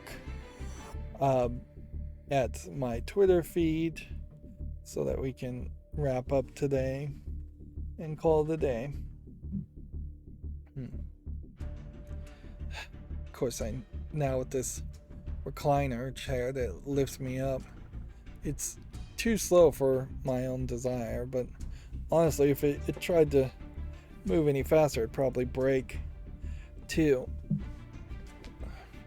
I wouldn't be surprised if it actually does break, and in the middle of streaming you're just going to hear a snap as it falls down.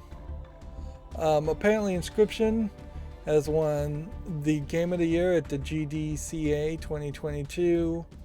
It also won 4 awards, including the Samus McNally Grand Prize at the 2022 IGF Awards.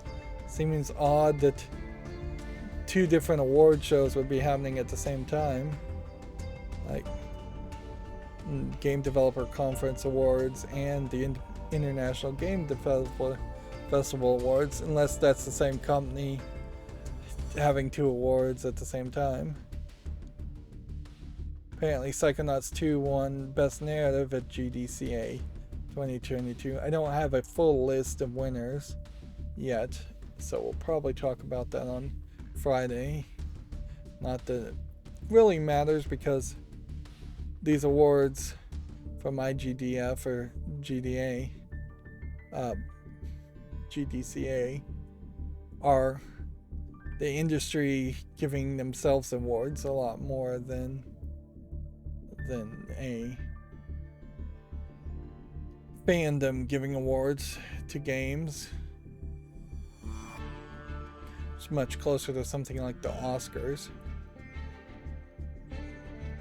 Yeah, and by the looks of it, that's the only new news, is that there literally was just a couple of announcements.